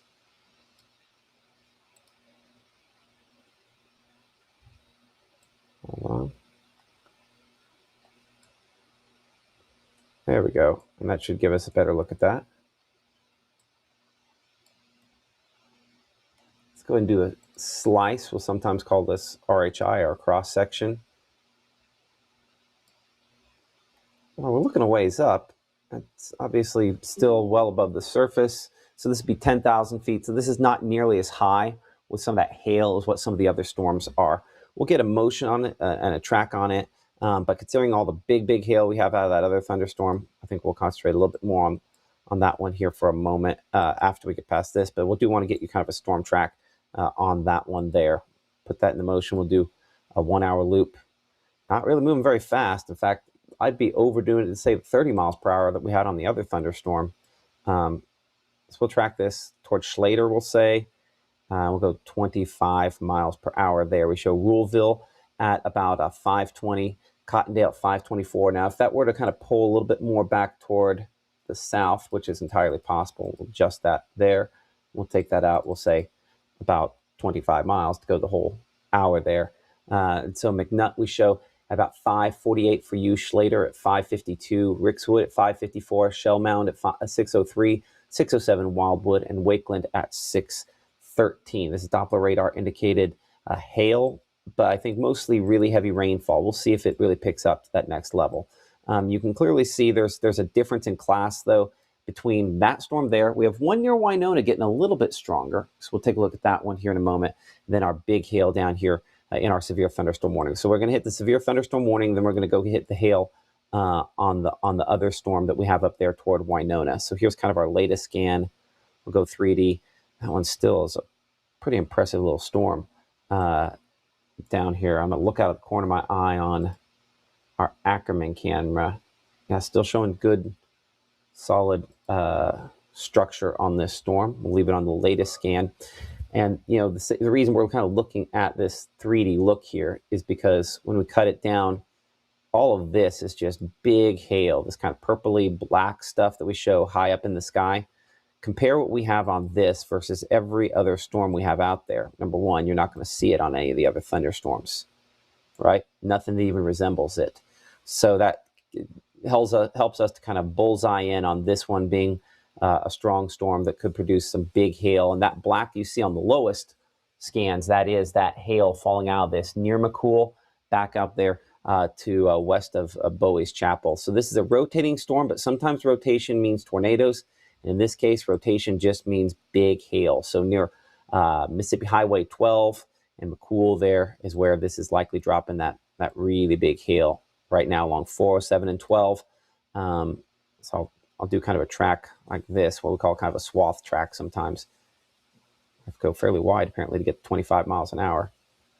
And so obviously now in McCool, within the next couple of minutes here in the Bowie's Chapel, Rome at 541 there, Ford at 544, and Knox-Pater at 612. Doppler radar indicated large hail out of this, and probably some wind damage potential as well. Just kind of looking here through the North Mississippi Storm Chasers, our chat. Don't really have a whole lot of reports coming in out of this as well. But that report that most likely is going to end up coming from you anyway. So I'm kind of looking back here through our discussion back and forth. So Tishomingo County, you're going to probably be out of any of this kind of stuff. Monroe County, I'd say same thing. Obviously Montgomery County, Sherry there, we're going to be watching this for you. But the biggest of this hail right now really falling at this moment here near McCool. And perhaps this is going to go through a bit of a collapsing phase. I still show some, it might be difficult to even see. I'm going to see if I can turn off where it says this product, turn off the lower level stuff. So maybe you can just kind of see that right there, that little blip of something up there and that little blip of something there. Those are both hail that's still kind of developing up there more effectively up in the sky. Let me see if I can, put all the rest of it back on. Yep, that's kind of the next batch of hail. So it's dropping one big batch of hail now. And it's got another batch of hail that's kind of developing up there that it'll be dropping. That would be the one that I'd be thinking more toward Kerr if it kind of continues there. So severe thunderstorm warning continues for you in Attala, for Choctaw, and Winston counties until 6:15 p.m. I'm Chief Meteorologist Matt Lawpon. You're watching Mississippi Live Weather. We're a 24/7 weather streaming service based out of the Tupelo, Mississippi area. And on Mama Justice Doppler radar here, we're detecting some large hail that is going to be moving through a few locations. As I mentioned, Attala, Winston, and Choctaw counties, all kind of the epicenter for where that is at this moment. We're looking 3D here, showing the hail aloft within the thunderstorms. But luckily, we have a couple other important hail tools that we can use. Our hail swath, provided by True Shield Roofing, shows kind of the zone where we've had some of that biggest hail. The purple you see behind it here, those are locations where it's probable that we've had some damaging hail out of this. This helps us to kind of look at damaging hail potential. And so kind of that area where the darkest purple is where we're most likely to have seen some of that. I'm going to adjust our track, and give me a moment while I change something here to hopefully make our storm tracks more effective. On the cone track, we're going to take this to 60 minutes so that we can drag that out a little farther. Okay, and so let's go ahead and do just that. So about 25 miles per hour, if it kind of continues at this angle, eventually Louisville, you are in the path. I mean, you can pretty clearly see here the track the storm has taken to this point, right? From northwest to southeast. Speed has not been fast, but I can actually use this to kind of go back and say where it's laid down hail over the last hour, give us an idea on speed, and that says about 23 miles. So this is just absolutely creeping toward the south and east. Let's see if there's a way. Is there a way to just clear just an individual one? Nope, we got to clear it all. Farther south, we've had this one south of Noxapater that had looked heavier at times. Bringing it back into the Jackson radar site. You'll notice, though, most of this is the lighter pink, which is in that possible as opposed to probable category. No severe thunderstorm warning for these locations here, though a little bit of hail probably could be falling out of that as well. So we'll track that again. Similar speed, about 25 miles per hour south and east. And that gets it to DeKalb there at 618. North Bend, 625. Bogue Chitto at 525 North Bend, 536 there, Bogue Chitto. Bluff Springs at 555. Bloomfield at 604. And Mount Nebo at 616. Sliding back behind, I mean, clearly you can see, well, there are two storms here. There's one of these that's much more impressive. Sometimes I'll call this a front feeder, where if we were looking at a storm like this that's rotating, and then the atmosphere was working the right way where it was going this way, we might be talking about this producing a tornado. But what this is doing is this is feeding right into the instability. It's kind of going the wrong direction. And so that a lot of times when that happens, you end up with hail and wind producers, primarily hail producers, though, in that scenario. And then up here, let's look at this one near Winona. Obviously, we were looking at a thunderstorm up here earlier on near the Fox community. We're going to go same angle here until it proves us otherwise. Again, this is at this point, non-severe thunderstorm, and we'll check out our camera there in Winona looking toward that storm. Again, appreciate our partners at the North Mississippi Storm Chasers for working with us on this camera network here across North Mississippi. Our Winona camera, we're kind of looking at this here, and we're looking we're looking the wrong way. Let's go ahead and flip this around toward the east. The problem with looking east, I think we look back into the tower. So they're trying to catch another shot on this. But this will go and swing this back around, I think, here in just a moment. Actually, I think they mentioned they lost control of this camera, now that I think about it.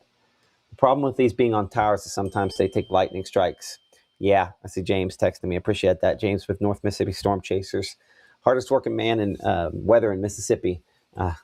Always on top of it. Appreciate that, James. So that's the reason we're looking the other direction on that there. I saw them saying that, and then I completely forgot about it myself. But looking back towards some additional thunderstorms west of that location, I wonder, we might be able to get a shot there from Mabin of this. Give me a moment to make sure Mabin is facing the right direction.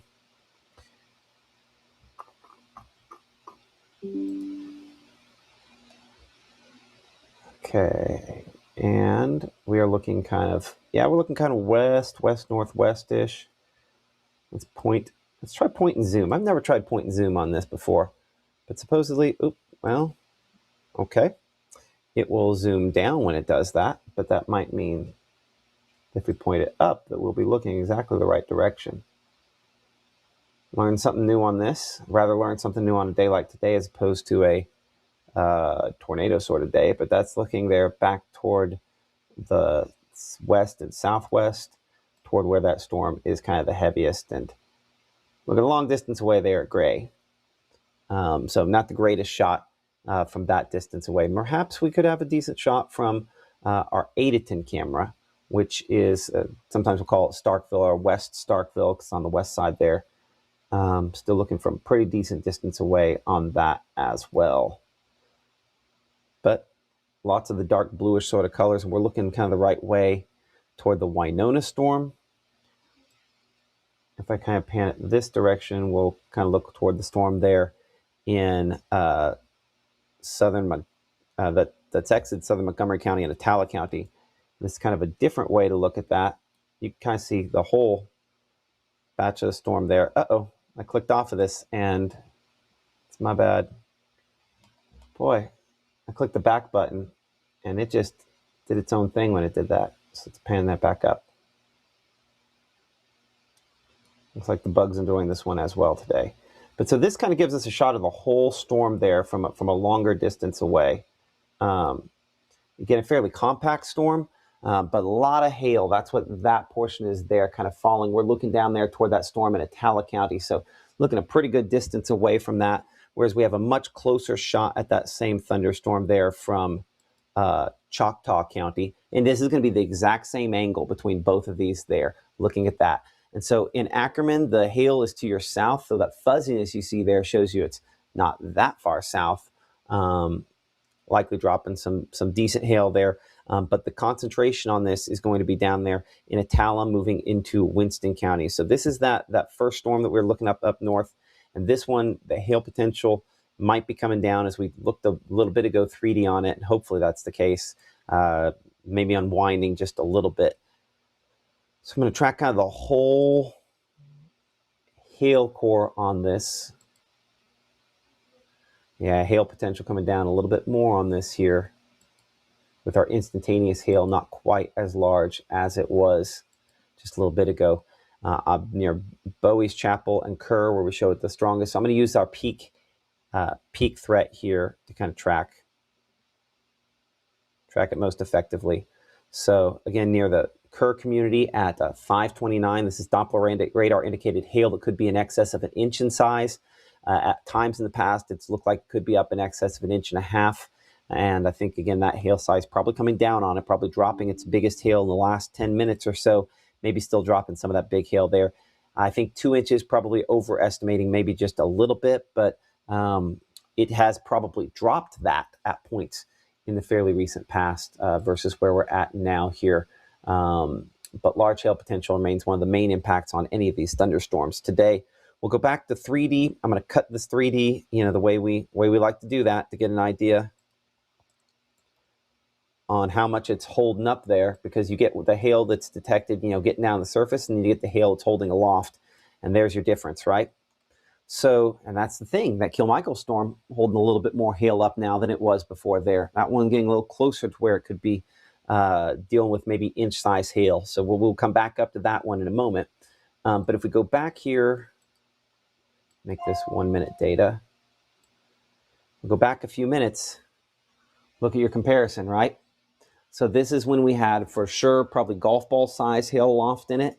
And then it falls there close to McCool. And most of that biggest hail has fallen out of it. I would say now it's a struggle that we would be even producing 1 inch hail up there in the clouds. I think it has dropped its biggest hail already. So sometimes when one of these unwinds, especially on kind of a marginal day like this, it drops its big hail and then it kind of falls apart. So that would be our hope with this, that perhaps it's dropped its biggest hail and now is in the process of falling apart. Let me go and get a better track on that there. Still some wind and lightning, certainly, but we'll go 25 miles per hour there. So there's some times as that moves toward the south and east. Large hail potential on that. Checking with the North Mississippi Storm Chasers. They've had some visuals on these from time to time, but it does not look like any real issues that they have seen on it. I'm checking our chat with you guys behind the scenes here. Actually, I'll bring in Caleb here for a moment because he's been working behind the scenes as well. Caleb, have you been seeing anything in that chat with the North Mississippi Storm Chasers on this? No, I was just finishing up the forecast. I was actually coming to see if there's been any pictures submitted, and we don't have any reports at this moment. So technically, good thing because hopefully that means there's not too much report and people are staying inside, so not looking for it. But trying to keep my eyes out on the chat and also any reports coming in. Okay, I appreciate that. That's our meteorologist, Caleb Edelblut there. Been kind of watching your reports on what you have sent in. Looks like, for me, some of the most recent stuff has been some sunsets. But I also think I need to log back into those. So I'm going to have to log mine back in. So if you see anything, go ahead. I will say I did get this video sent in by a friend out there in the French Camp region. I posted on my Facebook, so we can try to screen mirror it on the monitor behind me. It's a video of some hail dropping outside of French Camp, so I have that coming in. Oh yeah, well, we definitely need to get that in. If you want to get that, go ahead and you can bring that up there and just wave me on, and we'll come back to you here in just a second. Okay, perfect. Okay, I appreciate that. That's our meteorologist, Caleb Edelblut, there at our downtown Tupelo studios for Mississippi Live Weather. I'm Chief Meteorologist Matt Lawpon. Current time is 5:29 on this Sunday. Happy Mother's Day to all the mothers out there. For the folks out here in Choctaw, Attala, and Winston counties, we have a severe thunderstorm warning until 6:15. A lot of heavy rainfall with this. Just looking at the lightning, you can tell that this is starting to weaken a little bit more. I'm going to change our lightning rather than the lines back to the little zigzags. I think that shows the clustering of lightning a little better. And if I just walk this back, say about an hour ago, before this really ratcheted up, a decent amount of lightning. We kind of reached the peak here within the last half hour. There's a lot more lightning, right? Right when it was out here east of Shady Grove near McCool, just even 15 minutes ago, tons of lightning. We still show quite a bit of lightning, and it's spreading out a little bit more as the sun winds. But this is probably, with every passing minute, less likely to be producing large hail and having already dropped its biggest hail out of it. One of the ways we do that is using our True Shield hail swath. And I'll pull those lightning strikes back off of that here for a moment so that you can see those. But that darkest purple you see there is where we had probable damaging hail out of this as it moved toward the south and east there. So the strongest portion of this, I would say, is now stretching from just north of Kerr to near Rome to Rural Hill, just northwest of Mississippi Highway 14. We'll kind of track it based on sort of where we have this here, and moving southeast with a speed at around 25 miles per hour. And we're going to look at some other thunderstorms after this storm track here, but this kind of unwinding just a little bit, likely producing some hail. But I think the likelihood of this producing that monster hail that we probably had a little bit ago, 1.5 inches or greater in size, monster hail is probably overstating it, but golf ball size hail potentially out of this, that becomes less and less likely there. Looking behind the scenes, watching from Bald Hill, appreciate y'all there from watching us down there. But yeah, certainly some heavy rainfall, some lightning with this. And then still could have some gusty winds and perhaps some smaller hail, but I think that hail size continues to kind of diminish somewhat. Let's go wide here for a moment, pop that information off. I would say just kind of generally looking at this. First off, as I switch this back to our radar site out of Monroe County, we do have a few isolated thunderstorms up here in the northern part of the state. We have not really touched on those, so we'll come up there for a moment. Then we're going to come to Montgomery County, where we could have one that's a little bit stronger. Near Barton, Byhalia, Collierville, Victoria. Check our hail potential out of this. Don't have much on the farther shot all the way from Monroe County. Looking from the Memphis radar, maybe a little bit of hail near the Barton community there. Let's give you a lapse over the course of the last hour on this. I'm probably not going to show it there the last hour. It's just kind of started developing the last 30 minutes or so. Not a lot of movement on those. A storm track wouldn't do us much good. I would say that might be expanding up here closer along 72 toward Rossville. I mean, if this is moving 5 or 6 miles per hour, that's probably overdoing it just a little bit. But that's where this one, again, maybe some hail on the north side of that near Collierville. KC we show at 542, Tasca at 552, Rossville Junction 613, 617, Mount Pleasant. Doppler radar indicated heavy rainfall, lightning on that, starting to pick up a little bit more, but non-severe. Let's come down to Montgomery County. Montgomery County, And we're going to look at this from a couple spots, looking all the way there from the Memphis area near Minerva, south of Minerva. This one, we get a loop on this. I want to see actually from the Memphis radar. I want to make sure this is moving kind of the same direction. This is kind of moving almost directly east in the last little bit. It dropped a decent amount of hail, probably just north of Hendricks, north of US 82 in the last couple of minutes. We'll look at this from a few different sites. From there, we're going to go down to Jackson, which is also still too far away, and then we go to the radar in Monroe County. And there's some of that big hail falling out of this. I think still, when I say big hail, it could be an inch in size. So that'd be its biggest hail. Looking 3D on this, I don't know if it quite had enough to pull that off. Just not sure. It might have just been really, really heavy rainfall or some rain-coated small hail out of that. Either way, this one's not as impressive as that storm down south was. So it kind of slicing this here. I don't know that it still has a lot of that big hail up in it, or whatever its big hail is up in it. There's a little bit of that still in the north part there near Lodi. And that would be, let's see the road there. That'd be Salem Road, where it's moving with that. So let's go east. This probably also is not moving quite the 25 miles per hour some of those other storms were. So let's go, say, about, we can go 20 miles per hour. So Pelez we show at 605, 608 there, Tom Nolan. Wood Springs at 612 and 630. I don't know that this holds together all the way there to 630 and Biwai, but that's where it would be for you. I'm going to bring on our meteorologist, Caleb Edelblut, who is got a shot there of what looks like some hail from down where, I guess this would be near the French Camp area, right? Yes, no, this would be exactly near the French Camp area. My friend sent this in earlier this evening as that kind of hail core moved on through. It was a video as her parents were kind of driving through the community, just wanted to pull over, kind of sit still as it moved on through. Before I press play, this was taken inside a car, so you'll have some water droplets try to mess with some images, but I mean, you can clearly see some of that hail kind of landing on the ground here. And kind of seeing some off in the distance as well. But just wanted to press play on this, just showcasing that hail continuing to fall. You can see some of those bigger pieces and just kind of continue to hit the car, especially if you could hear the sound. But some of that just kind of out in the grass, seeing those white stones. So not a good visual on kind of the size of it, but they did exactly everything right and not wanting to go outside, grab a piece of it, giving us that report. So we definitely don't need that. Thank you guys for staying inside y'all's car, kind of pulling off, letting it move on out of the area. But you can still see some of those impressive hailstones just kind of continuing to land on the grass kind of outside as that core continued to fall pretty much just outside the French Camp community. So that's been the only report I've gotten so far, Matt, of some hail being reported. So I'll make sure to keep my eyes on anything else that moves on through. The only other thing that I've seen kind of within Barron of people sending in pictures was actually this impressive shot of a rainbow. This was out there in Grenada, and I think it may have been on our Grenada Skycam. I don't know if it'll still be there. There you go. You already get another picture of it. So beautiful rainbow out there. Yeah, another one. So some pretty good rainbow shots out there as well. I'd like to see those over the lake. You don't always see those this time of day, but you have to have the sun at the right angle and enough clearing between storms. And a pretty good shot there from Grenada Lake. Man, makes you want to be on the lake today. I mean, not right now, not with the storms there, but you get the point. And vivid colors too. I mean, you can see almost each individual one in that rainbow. Absolutely. It's our meteorologist, Caleb Edelblut, there back in our studios. Appreciate that. Bring up our chat with you guys here behind the scenes. About 1.25 inches of rain from the storm in Atala County, according to Clyde Shop 78 there.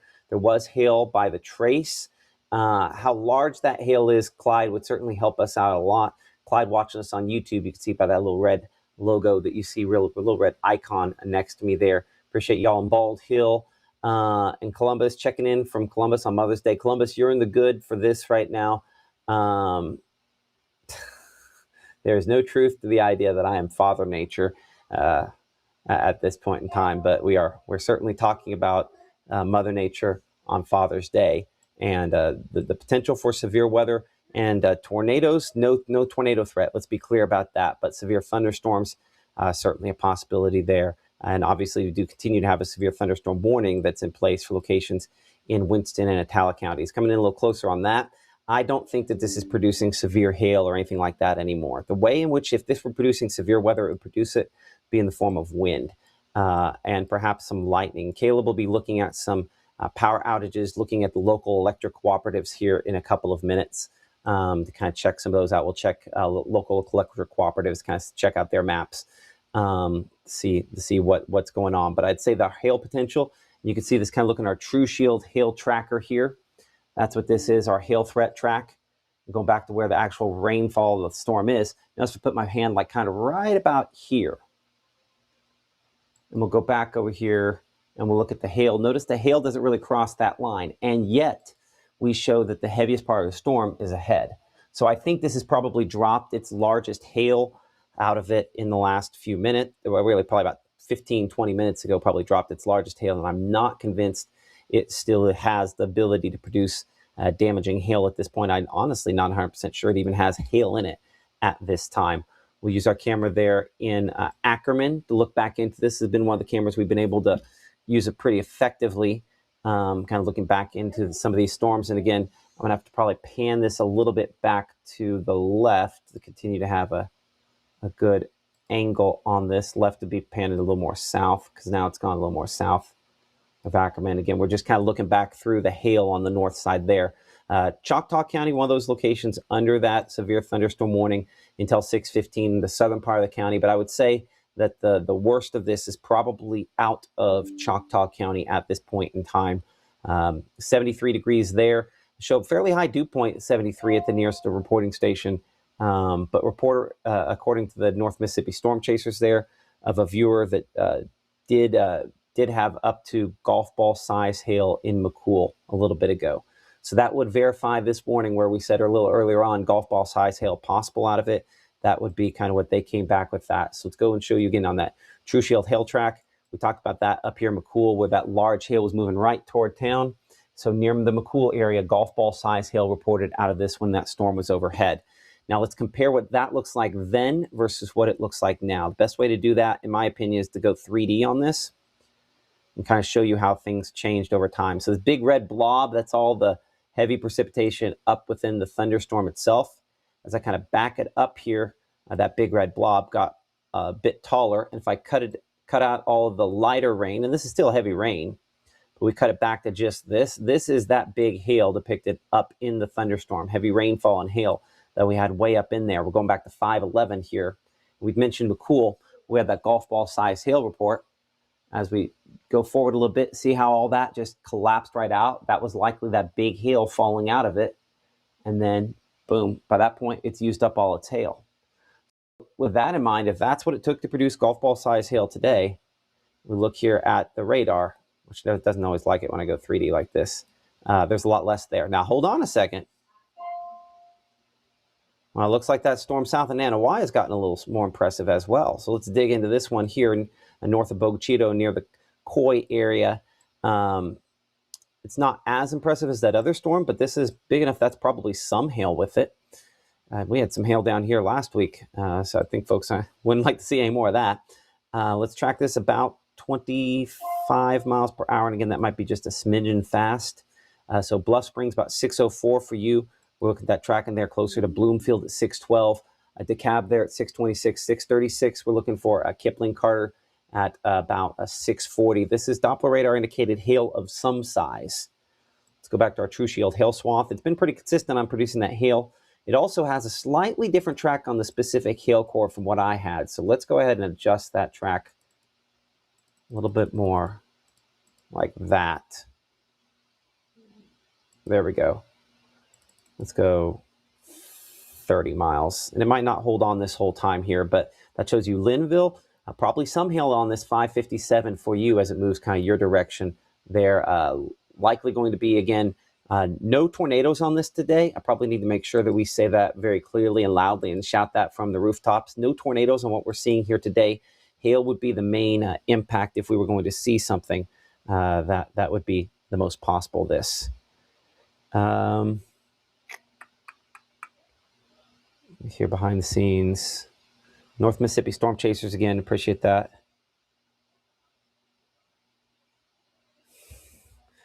Let's see here. North Mississippi Storm Chasers commenting that my tie looks like, with the paisleys on it, looks more like the rotating storms than the radar does. today, which is a fair statement, I would say. But if this is going to produce hail, this is actually probably the most likely storm to produce some severe hail at this point. As you can see, the folks up here at the National Weather Service have allowed the warning to expire up here, canceled early, I should say, for Winston and Choctaw counties because that threat has passed. Let's look at the rest of these storms here. Dime-size hail in Noxapater a short time ago, reported by James with the North Mississippi Storm Chasers there. Again, you can share your reports with them and with us, and of course in our chat. That's what we're watching and beside me here. If you do have those storm reports, go ahead and send those in the chat. We appreciate everyone for doing that there. I'm going to check in with our meteorologist, Caleb Bettelblut. He's been looking at some of the power outages and other sorts of information. Caleb, what are you seeing as of 5:43?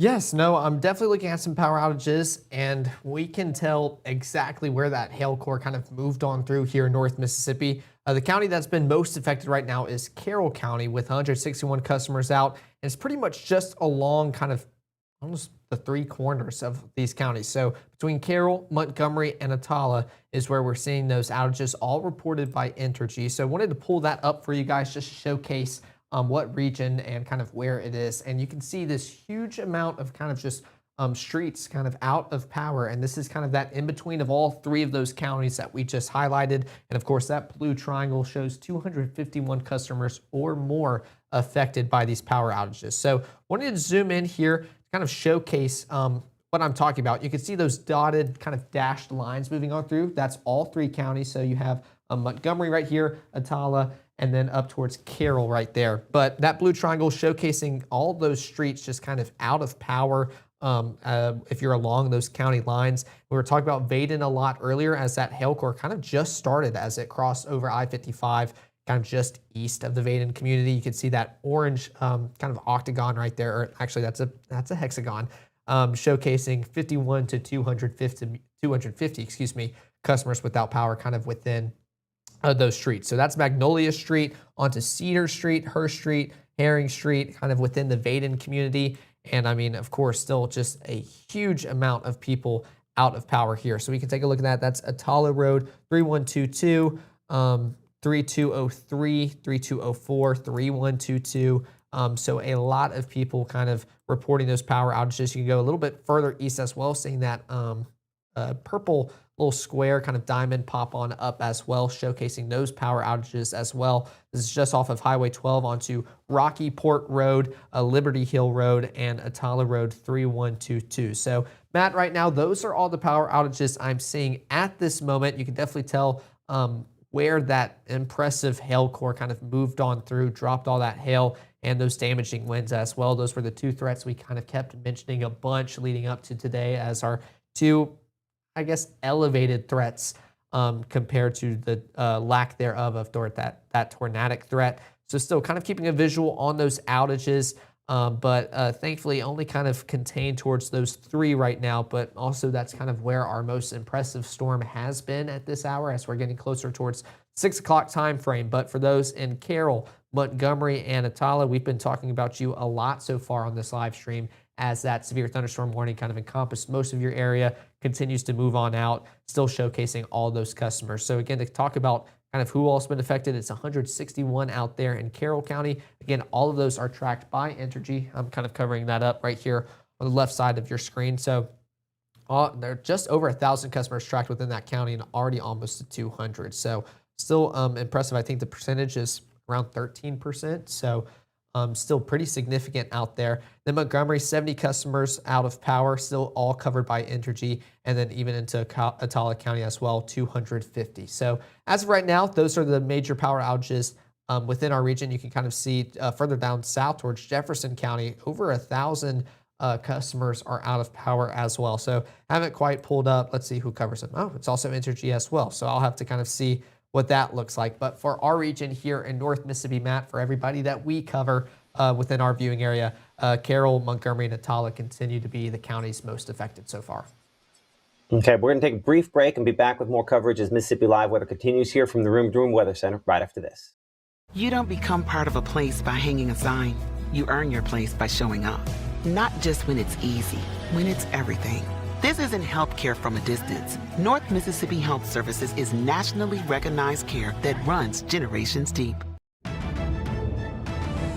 This house is under attack by so many pests. The family says that there's absolutely no hope. Bundleman, is there anything you can do to save this family? Don't worry, miss. I've got you covered. Thanks to Wayne's and Viro Pest Bundles. I love you. For families who want it all, stay protected with Wayne's Pest Control.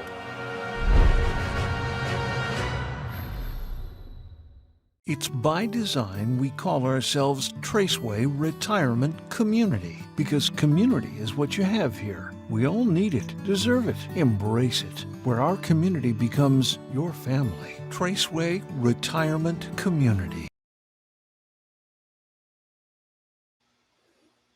Welcome back. I'm Chief Meteorologist Matt Lopon. You're watching Mississippi Live. We are tracking some showers and thunderstorms that are strong and previously been severe for locations south of US 82 in particular. I would say that it remains possible that we could still have some heavier thunderstorms move through the northern part of the state. But one of the things I want to be crystal clear about is we do not anticipate tornadoes tonight. Let me say that again. We do not anticipate tornadoes tonight. Our risk for severe weather, again, as we showed you at midday today, primarily for locations back toward the south and west. We've kind of had some of these reports just on the northern edge of that there. Hail remains one of our most likely scenarios we talked about earlier today with our True Shield hail risk graphic. And if you do have large hail pictures to share with us, use the Mississippi Live Weather app to send that in. Largest hail picture gets a $100 gift card from True Shield Roofing, as long as that's up to 1 inch in size. Hoping that wasn't the case. But, you know, I try to make a bad day a little less bad. So send in those pictures if that's something that you have to report there. And when we look again at the wind risk, again, south and west, the most likely spots to see those. Locations such as Greenville, Cleveland, Greenwood. But this is maybe the biggest headline. Again, tornado risk for those folks. And I know there's some people, this is the only concern that you have, only thing we obviously don't want to deal with. No tornado risk for our area with this today. You got to go all the way back to Abilene, Texas to have even that level 2 risk that direction. So again, while we have some thunderstorms, we do not have anything that will produce tornadoes for our area. And you can tell by the lightning, as Caleb was talking about, that does have some power outage issues with some of these storms. But share your pictures with us using the Mississippi Live Weather app, probably the easiest way that you can do that. As of now, 5:50 on this Sunday, we'll bring it back into Mama Justice Doppler radar. We're kind of on the composite mode just to kind of see the overall picture here, to have an idea of what is happening, what has happening, and how it kind of fits into the overall scenario. Looks like we have had a couple of brief tornado reports up there closer to Searcy, Arkansas. Not good up there.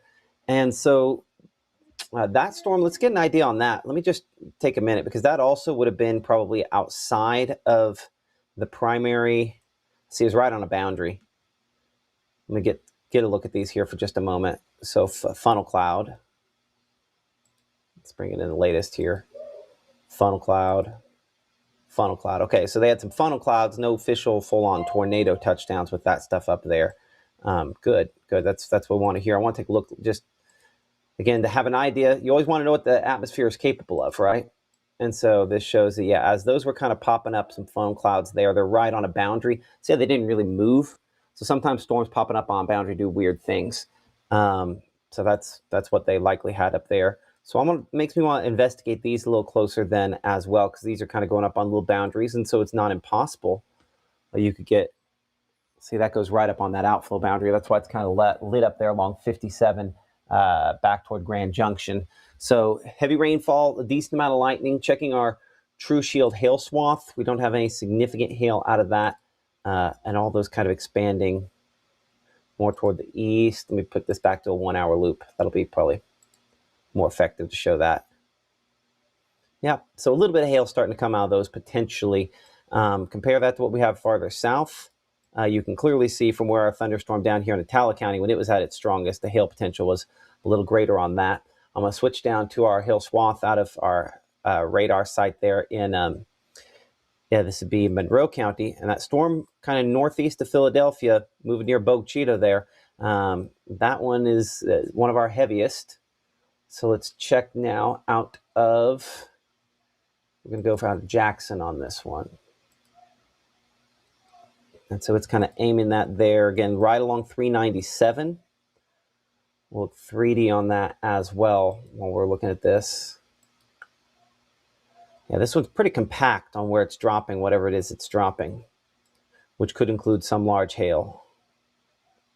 So coming up at 6 o'clock, by the way, we'll have our Mississippi Live weather at 6, our typical broadcast for you, and kind of give you a one over on what the everything looks like right now and what it could look like going forward. I see James with the North Mississippi Storm Chasers dropping in a shot of that hail from McCool, and this was not small hail by any stretch of the imagination. Let's go ahead and pull this up for you. This is what that hail in McCool looked like. I'm going to have to transition that there, and we'll change this over to this shot. So this is some of that hail in McCool. You can see in the hand there, that's a pretty large hailstone sent in just a little bit ago through our partners at the North Mississippi Storm Chasers. Even if that's not a small hand, that's still a large hailstone. Typically always helps us to have a coin right next to it so we can really truly gauge based off of a fixed size how large it is. But that one looks pretty rough. That's a fairly large hailstone there. That fell out of that a little bit ago. Appreciate everyone for watching with us again. What about Monroe County, Amory, and Aberdeen? No issues for you. That's not to say something doesn't pop up later. We do expect we'll have some isolated storms later there, but I wanted to say that the overarching theme is whether it's Bruce or Amory or Water Valley, that this is not tornado weather today. This is hail if we see something out of it from Macon or really any of the other locations that we've been kind of tracking these. Might actually have a shot of this storm here as we bring it back over to the Macon area. This one is a little south of Macon. Might actually have a shot of that from our camera. We're looking through, I think, a decent amount of green, so I don't know that we're going to have a good look at this. But we have a camera with the North Mississippi Storm Chasers there in the Macon area. So kind of put something else back together here for us. So again, that would be looking all the way toward that storm, and I'm kind of in the way of the most interesting part of it. Appreciate, again, North Mississippi Storm Chasers for actually moving that camera for me there, but that's looking again toward kind of the ingest part of the thunderstorm, for lack of a better way to put it, where everything's going up and in that thunderstorm. And then all this kind of grayish sort of stuff you see there, that's some of the hail. These are corpuscular rays, where the rays of sunshine hitting a hole in the clouds there and kind of shining on through. So kind of a bunch of different pretty things at the same time that's probably producing some hail down south there as well. This camera provided by North Mississippi Storm Chasers. 81 right now there in Macon as of the latest update. The dew point not as high as some other locations there. We've relied quite heavily on some other cameras today. I'm going to come to Kosciuszko. Unfortunately, our Kosciuszko camera, not one that we can pan, so we're kind of locked into a shot on this one here, so we don't have a good look there. Kosciuszko, the worst of that storm, kind of stayed east of you and continues to be a little east of you at this time as well. I've used pretty extensively our camera there in Choctaw County and Ackerman. Just kind of looks gray as that closest thunderstorm there is largely kind of falling apart. It's looking southeast there. No good shot on that at the moment. But I'm going to switch that back around and look toward the north and west because got another storm kind of coming from that direction there. So give me a moment for this to kind of flip back around. And you can see, again, similar structure on some of these thunderstorms. I'll look back that direction as well. Again, this is where everything's kind of being ingested into the thunderstorm. And then kind of back in the background there is where some of the hail is. So these kind of moving right into the fuel, just kind of gobbling up fuel as they move south and east and into those at this time. Looks like some pretty hefty rainfall. Caleb's got their picture of behind the scenes. So whether it's producing large hail or in some cases really heavy rainfall, they've been productive, right? Yeah, no, they've been very productive.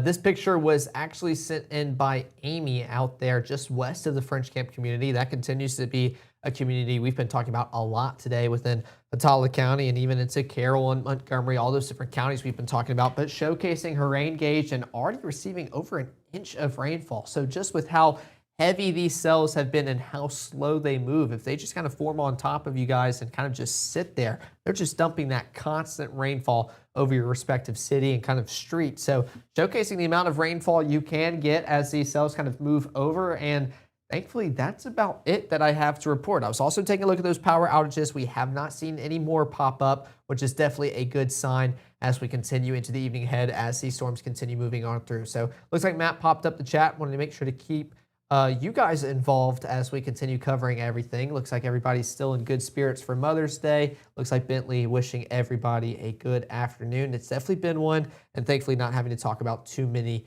severe thunderstorms or just kind of those more intense storms moving through North Mississippi. Only kind of covered that one that moved on through. But somebody was asking about Solent, Alabama. Not quite seeing that rainfall just yet. We've been looking at those models kind of throughout the weekend and kind of this morning and even into this afternoon and evening. And I know people were asking about Louisville, Starkville, kind of the Columbus region, and even into Alabama. Unfortunately, we get that rainfall a little bit later on into your evening overnight period. It just makes it to you guys last, which is definitely a good thing because that means it doesn't really have that daytime heating to act off of. So not going to be as hot and kind of feeding off that energy. But you guys should still get some rainfall later on tonight, but thankfully not seeing anything at this moment, Matt. Absolutely. Okay, we're going to go and re-rack things. I have been going to Tupelo Smiles my whole life. When I was a kid, I was unhappy about some uneven coloring on my teeth after getting my braces off, which at the time there really wasn't a fix. I was recently made aware of a solution that would totally fix it, which is exactly what we did. They not only heard my concerns, but they never stopped looking to solve my problem, and that's why I love Tupelo Smiles.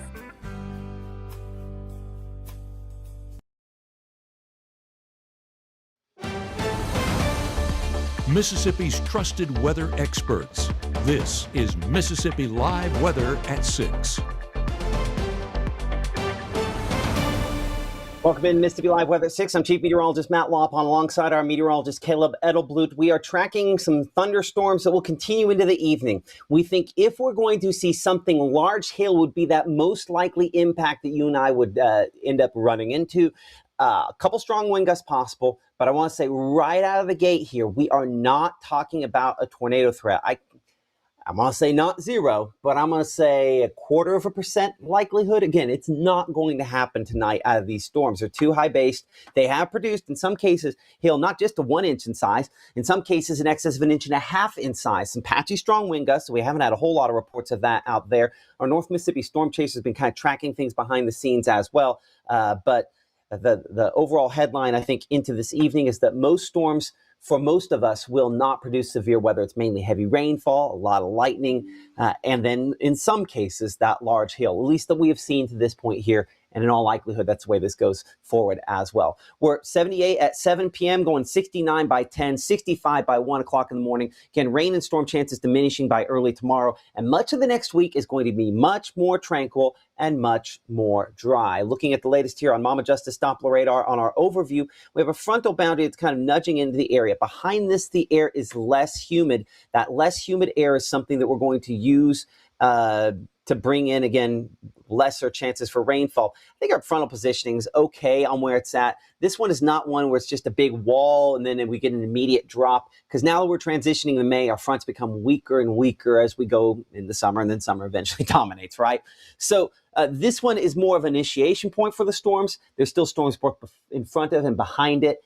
I want to emphasize this as clearly as I can. There is no tornado threat with what we're contending with today. Here's that tornado risk as we outline it by the Storm Prediction Center in Norman, Oklahoma. As you can see, that showing up for locations back out there into Texas. That's where we do have a risk for tornadoes today. Our risk is going to be either wind, which is probably a little more prevalent than some of the other risks, or the possibility that we could see some large hails. We've talked extensively about using our True Shield roofing hail threat.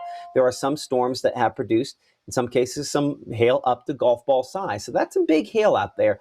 Now, I think those storms have diminished somewhat, but we have additional storms that are going through development phase, and we expect more of those over the course of the next couple of hours here. So as you can see, looking at our future cast, most of us, again, some scattered showers and thunderstorms. Greatest likelihood still remains locations here from Memphis back to south and west of Amory and Columbus. This is our peak zone. There will be some thunderstorms farther east than that, some wind gusts possible, some hailstones possible, but the overarching theme over all of this is that no tornado threat. Still maybe some rumbles overnight, but no tornado threat. And as drier air moves in behind this, we have more tranquil weather that I think builds in looking into this upcoming work week. So rain coverage by tomorrow morning, limited.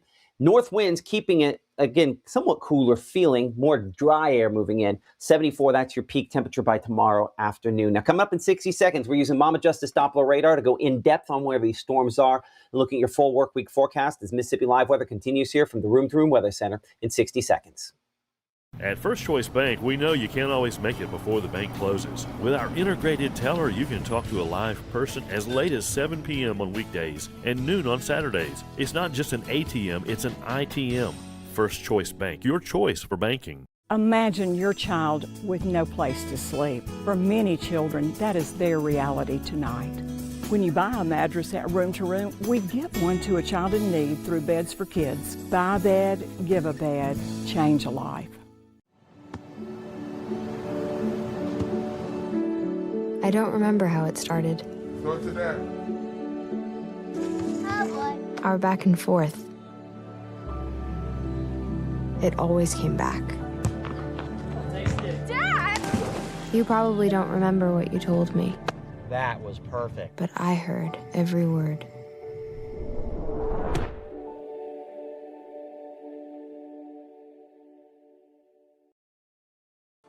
Right now, from the Room to Room Weather Center, here's Mississippi's Chief Meteorologist, Matt Lobhon.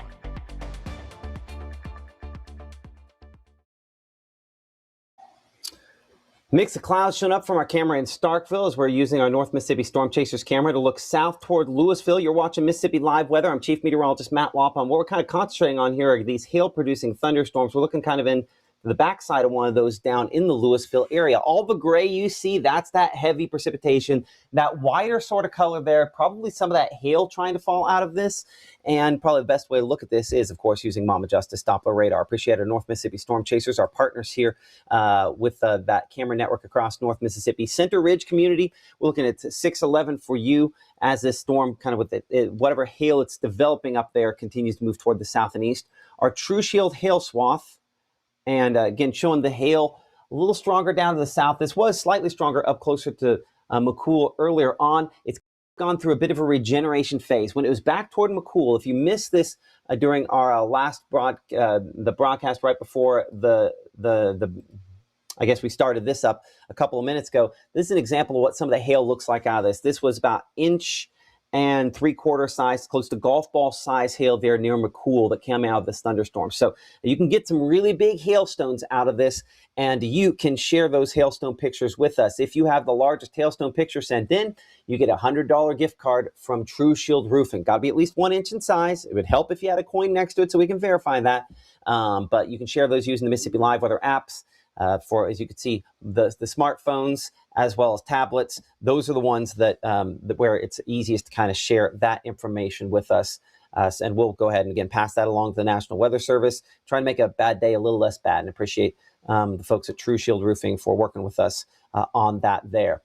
Coming back here to our Mama Justice Doppler radar, and again, our True Shield hail threat on this. Go back 2D for a moment. So Louisville in particular, let's go, and I'm going to look at this about 5 different ways. Apologize, we're just going to pop up 5 or 6 different things.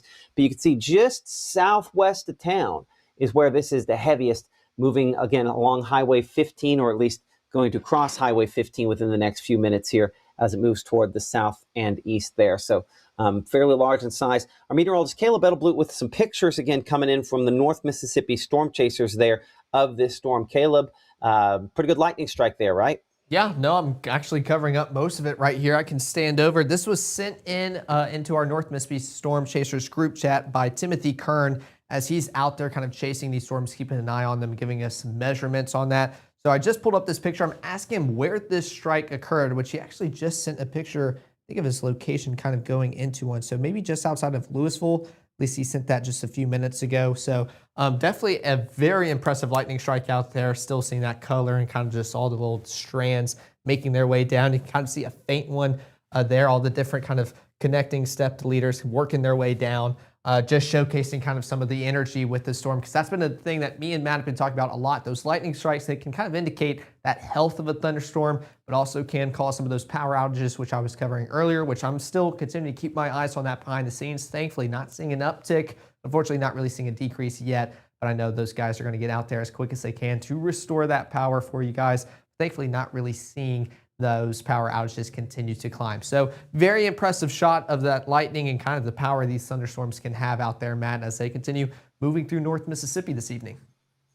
Absolutely. Appreciate that. That's a meteorologist, Caleb Edelblut. Another storm that's these are borderline severe, not severe thunderstorms in the true sense of, in order to be a severe thunderstorm, it has to have at least 1 inch hail or wind gusts up to 58 miles per hour or greater. We're looking into the hail on a storm that's south of Macon here in the Room to Room Weather Center. We're looking from Macon south there toward the south and west. And this one, I think, is close to producing. I mean, it's just right on the edge. It probably has some hail. I just don't know that it's quite the true severe hail. It's come back on Mama Justice Doppler. We're looking near Scripps Mills and Bloomfield there in locations there north and west of DeKalb. Moving toward, again, along 397, where probably the largest hail on this is moving toward DeKalb. Will be about that 624 for you. Carter's at 635 there. Townsend about 637. Akron 641. Oak Grove at 642. Using our True Shield hail swath on this to see where it's produced.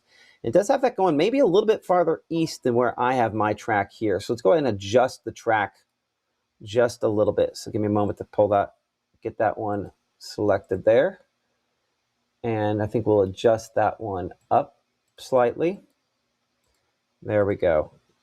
I think our times stay pretty much the same, but I think that's probably a better shot on the track related to that.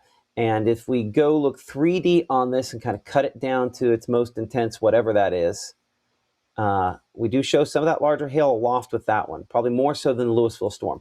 We show this from time to time. Maybe we don't always define what we're looking at here. If you look back up here toward Louisville, there's just this little blob of pink. And then this one has a bigger blob of pink and kind of blackish, purplish sort of color there. In both cases, that is hail that's probably up to around 3/4 of an inch in size, maybe a little bit larger than that. So that's our large hail that hasn't fallen out of that, but near Linville, it's trying. And I wouldn't be traveling along 397 until that kind of clears the area there. That could continue to be a little rough for a while longer. Outside of that, most of the storms, you don't really see nearly the intensity on any of them. I'm going to we'll clear off those tracks there. We're going to switch it over to our radar site out of Memphis. Go check on the storms in the far northern part of the state. So these storms are all of a sudden going to look like nothing because we're looking from so far away. And these will look a little stronger up north. But we don't have nearly as many purples and that sort of stuff. Our hail swath, not as impressive on this. Looking at the peak threats. All of this, when we kind of look at this graphic, we show where the purple is, maybe some hail out of this, not impossible. And most of this does not have a ton of movement to it. It's largely just kind of popping up and staying exactly where it is. And so that leaves the majority of North Mississippi and the majority of our viewers that watch us here on Mississippi Live kind of in this zone between, where there's frankly just not a ton going on. And so that's a good sign. And that means that, again, most of these are going to remain below severe limits. I'll leave it on the kind of latest scan. Again, not impossible to get that storm there southwest of Macon, northwest of DeKalb to become severe, but that would be kind of the exception versus everything else. Our school bus forecast, school day forecast for tomorrow has drop-off temperature coming in around 60 degrees. We're looking at 68 by lunch, 74 by the final bell under what should be, again, a mix of sun and clouds. So Futurecast continues to have these showers and thunderstorms out there next few hours. Not perfect on the positioning where we have everything, but a decent job depicting additional thunderstorms. But look at this for New Albany, for Tupelo, for Amory here. Notice how we just don't have really the darker reds move toward your directions.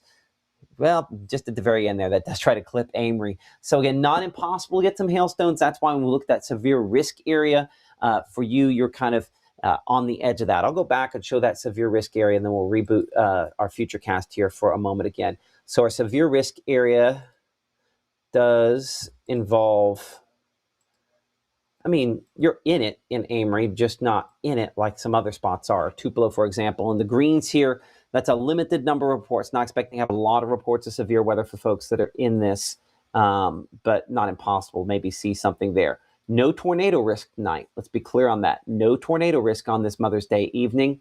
Damaging wind a possibility, perhaps, and large hail a possibility, perhaps as well. And that's been the most likely thing we've seen here. Our True Shield roofing large hail risk has been useful today as well. But again, looking back on Mama Justice Doppler and comparing where things are, fairly close alignment here to where we have it on Futurecast, though it has less of these being quite as intense as they are up north. But I mean, it's pretty close on where it depicts most things. So over the next few hours, again, these kind of moving east, southeast, still heavy close to Grenada. And again, this batch we were looking at a moment ago there, that still is fairly heavy through Amory as it goes into Alabama. This is not an evening where you need to stay up and worry with us overnight. Again, no tornado threat. I can't emphasize that enough, especially as long as you are a person who has kind of built up that armor. And when we say that, we mean we want to make sure we have multiple sources that we can rely on in a severe weather event if something were weird to happen and we need to be up and shelter in the whole 9 yards. We're not thinking that that is going to be an issue for tonight, but we do think that always you should probably have multiple of these different options down here. Weather Call, Mississippi Live Weather app, which you can get with those QR codes there, Code Red, or National Weather Service Weather Radio. If you have multiple of those, you will be in good shape. And I always talk about Weather Call because it's what I have for my family. It's what I mean, obviously we all have the app.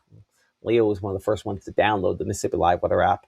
And so that is, again, a layer that works with us. But I think Weather Call, it's a phone call, it's a disruptor, and I think it has value because of that as well. So download that to stay ahead of any issues that we might have there. As we bring it back here and continue looking forward on Futurecast overnight, maybe some rumbles still, 4:35, 6 o'clock in the morning. Not a lot of those. If there ain't issues, Maggie will be tracking that starting at 6:30 a.m. on Mississippi Live Weather this morning, 6:30, 7, and 7:30 a.m. She's live tomorrow morning with any updates on where those rain chances are. Temperatures, we're down into the low 60s and begin your Monday morning and upper 50s. And this is some drier air moving in. It's where we should be for this time of year. You can see that normal coming in 60 degrees, so it's spot on what we would typically expect. And mainly dry for your Monday. We don't go completely dry, but notice the arrows coming more out of the north and east. That's that drier air. That's what's pushing any meaningful low-level instability and fuel down south of us. So a couple of sprinkles possible through the day tomorrow. But again, any heavier thunderstorms are going to be down in the southern part of the state. You can see down there closer to New Orleans, down into the Gulf of Mexico, really, where they're strongest, again, down in South Mississippi. So high temperatures on your Monday expected to be in the mid-70s. It'll be less humid than it was today, so we're probably not talking about as much, again, the stickiness factor. 75 in Tunica, Clarksdale. Normal for this time of year, 81 degrees. We're going to be back in the 80s. Don't you worry. That dry air helps us to warm up as we go throughout the week as well. So partly cloudy skies going through around 9 p.m., 10 p.m. on your Monday evening and Monday night. All the rain chances south. And so with some drier air moving in, we'll get a little bit cooler by early morning Tuesday because of that, especially because we removed this veil of cloud cover just in time for the first part of the day. Low temperatures, not impossible to have a 40 out there, but we're going 50 at our coolest spot up there in Corinth, 51 degrees in New Albany, 55 Greenwood, 57 Belzona, 51 for Hamilton, Alabama, and a 54 for Starkville and Columbus.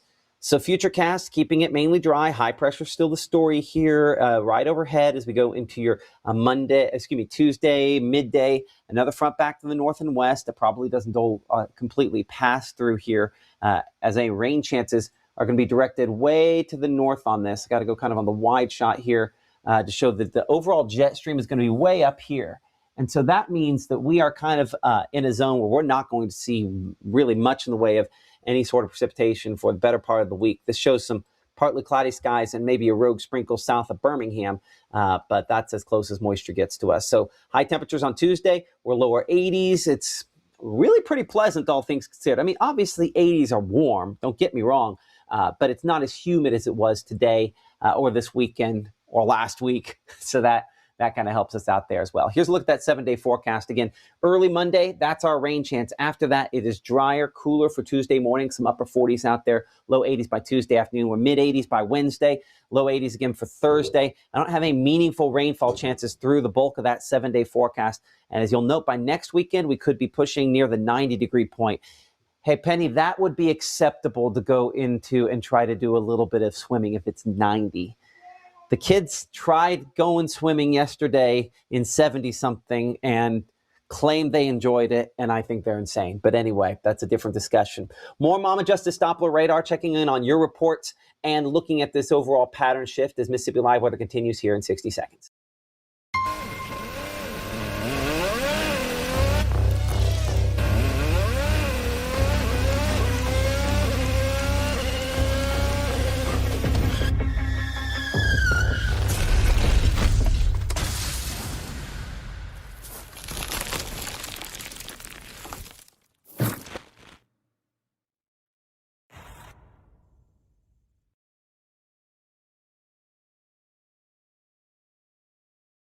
I felt accomplished after I got my diploma. Made me feel that I could take on whatever challenges life throws at you. Find free adult education classes near you at finishyourdiploma.org. We can see the lowering. We're going to have a good shot at that as it approaches the Ryanzi area. Tornado warning now issued. We'll do a push alert behind the scenes for folks here up here in Alcorn County. Rotation on this thunderstorm increasing to the point back into Tippah County as well, where the National Weather Service has issued a tornado warning for your locations.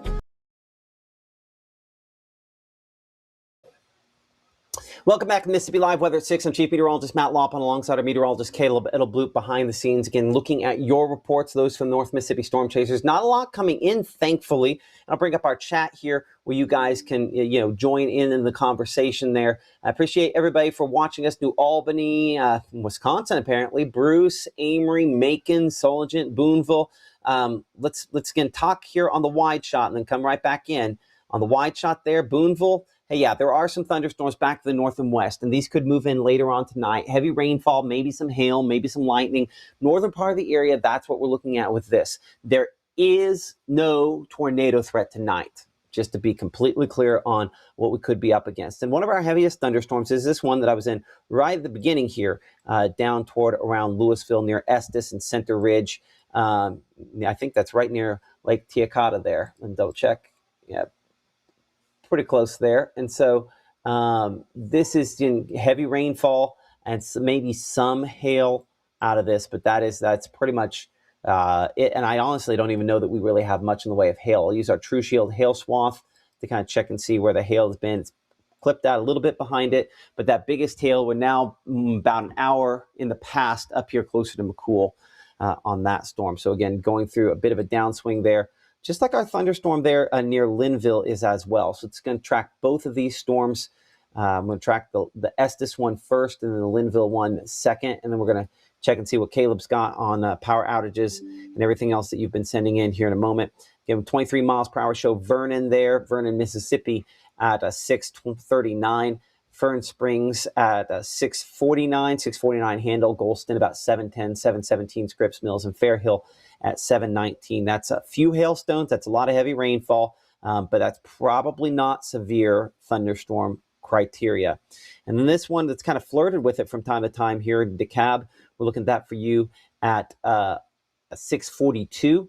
Tracking that toward Carter's at 6:56, Townsend 6:59, Akron at 7:04, Electric Mills 7:12. And Porterville there at 7:18. Again, Doppler radar indicated hail maybe. I mean, we're at maybe possible on this. I just don't know that we're probably at hail. There might be a little rotation on it, but this is not going to be anything like could try to produce a tornado. We'll check our shot there from Macon. Looking down into this, we had a pretty good look at that a minute ago from Macon, which is, of course, top of your screen there up in Noxubee County, looking on the wide shot there. And you can see how much it's moved just in the last couple minutes on me. So we'll pan this camera back to the left. Appreciate North Mississippi Storm Chasers, our partners on this camera network. The gray that you see there is the precipitation kind of on the north side. And then we're getting the darker, so that would be if it had any hail. I think luckily we're still if category. And that does not look as organized as it did a minute ago. You could kind of see the ingest area, for lack of a better way to put it, where things are going up and into the thunderstorm. Not showing that as well as of the latest scans there. So I'm certainly not showing as well on that camera shot either. So some good signs there. Our meteorologist Caleb Edelblut has been kind of tracking the power outages that you have been looking at here. And Caleb, based on what you were seeing as of 6:22, how are things looking? Well, things are looking good, Matt. I mean, coming back to talk about these power outages, we're basically talking about the same power outages I came here with the last update, which is a good thing because that means we're not talking about any more that are occurring. We can still clearly tell where those stronger storms already moved on through our area. We were talking about the severe thunderstorm warnings, that hail that continued to drop, those higher wind gusts. Well, those were responsible for our power outages here. You can see the 3 counties primarily affected that we've been talking about a lot throughout this update and throughout the 6 o'clock show. But for those out there in Carroll County, still around 161, I'm pretty sure that was the exact same count we had earlier. And then we're back towards Montgomery, still around 70. and then Atala around 250. So these are all related to Entergy, which I pull up this, that way y'all can kind of see that. You can see these dash lines showcasing the different counties. So you can see Atala County down here, kind of where those southern power outages are. Out here in Carroll County, starting to expand closer towards Baden, still seeing some out there. And even into, still zoomed in, let's see, Choctaw's over there, into Montgomery County. There we go. And so you can kind of see all the different shapes, but I mean, thankfully these power outages, they're not continuing to spread. So definitely a good sign as these storms kind of move out of that area. Go closer to McCool there, which is in the far right-hand part of the screen there. Yep. South of French Camp. That's where we had some of that big hail, so it does look like it probably came with a little bit of strong wind, knocked down maybe a few power poles that direction there. You can kind of see where they put I'm assuming where they put the little pink icons there is where the break is, and then everybody up line from that has some issues. Yep. No, you can definitely see where those streets kind of got affected. I think the pink ones are 1 to 50 customers. So anyone along that street definitely out of power at this moment outside the McCool region. Okay, appreciate that. That's our meteorologist, Caleb Edelblut, in our downtown Tupelo studios. Appreciate him. Again, hard work at tracking these storms as we've gone throughout the day. Current time is 6:24. Let's give you kind of an overview on the storms, and we're going to look beyond at what's possible. One of the ways to do that most easily is using our peak threats. We don't show this all the time, but I think maybe we probably show it less often than we should.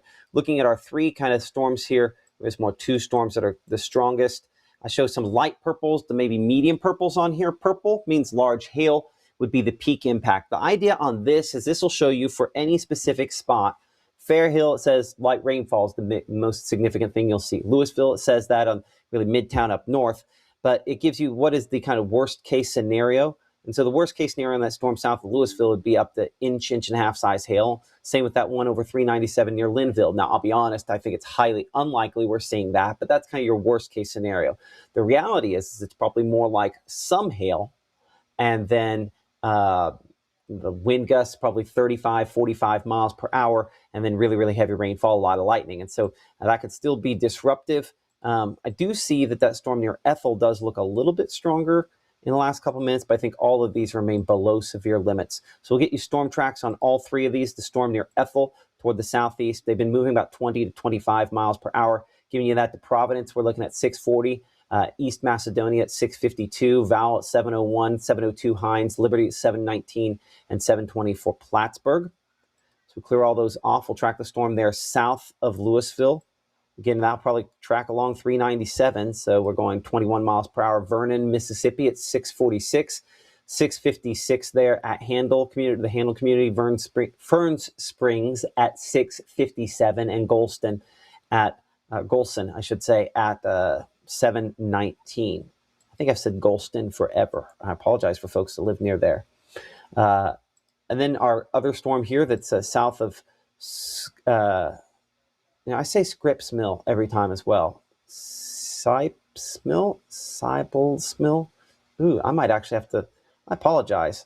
I'm now a little more self-aware than I probably should be. Apparently I'm pronouncing some of these wrong. I apologize for that. DeKalb, we're looking at that for you at 650, Carter's 704, Townsend 706, Akron 711, Electric Mills 719, and Porterville at 723. Outside of those 3 storms, as we go back wide, you will notice that there's really nothing else there that kind of catches our attention. So we're not going to keep this broadcast going all night long just for run-of-the-mill thunderstorms, but let's give you kind of an overview at what happens from here going forward using something we call the crossover. It's an exclusive to us here on Mississippi Live. It looks for the crossover of 3 important things: upper level winds, what we usually call the jet stream; lower level winds, what we sometimes call the low level jet; and fuel.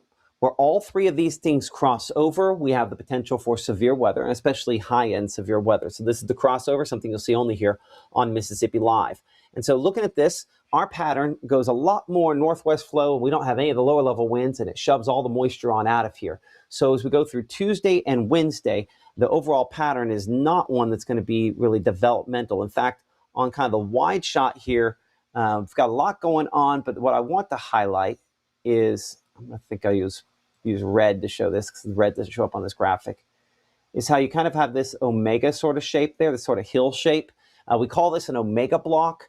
And so a blocking pattern like this moves very, very slowly day to day. And so it's not until maybe Wednesday that we start to see anything that even kind of starts to shift a little bit. And I'll say this is a little more progressive than it was on Friday. So I should be clear on that. And this does have a little bit of fuel showing up on here in the European. So that means we might not be exactly zero on our rain chances there, but we're pretty limited, certainly in comparison on severe weather for locations back on the plains where we have a lot more fuel a lot farther north. This looks a lot like a shift toward, again, a more stormy pattern for them. While we do have some instability in fuel back as we go toward Friday, the upper level winds are not at all where they should be. I would say, kind of looking at this, I'm interested to see what European precipitation shows on this, Caleb, here in a minute. So if you can, let's talk through whether or not that has some issues on there where we have some more rain chances there than what this is depicting, because that's a lot of fuel out there for zeros on the rain chances. So we'll kind of pull that up here in a second. Some of the other parts of the pattern aren't exactly right, but when we have this time of year, a decent amount of fuel sitting around, sometimes we have some chances, and we have that in the next week. But what I don't have on any of these days is I don't have the jet stream down here in a really meaningful way where we're looking at tornadoes and stuff like that. So the pattern could have some storms from time to time. I mean, I'm looking all the way, as you note there at the top, to basically the end of the month. And there are some storm chances there, but what I don't see are a lot of super organized, severe weather sort of chances. So this pattern goes summer-like in a big way, in a big hurry for a number of days. So I'll take that back out, and that'll come back to today. And if you give me a second, I'm going to bring Caleb in here in a moment. We'll kind of talk through this. Now, Caleb knows I'm a apologist for the European model. So let's kind of talk through here, and let's see if I put some pause points in here when I built it. I did not.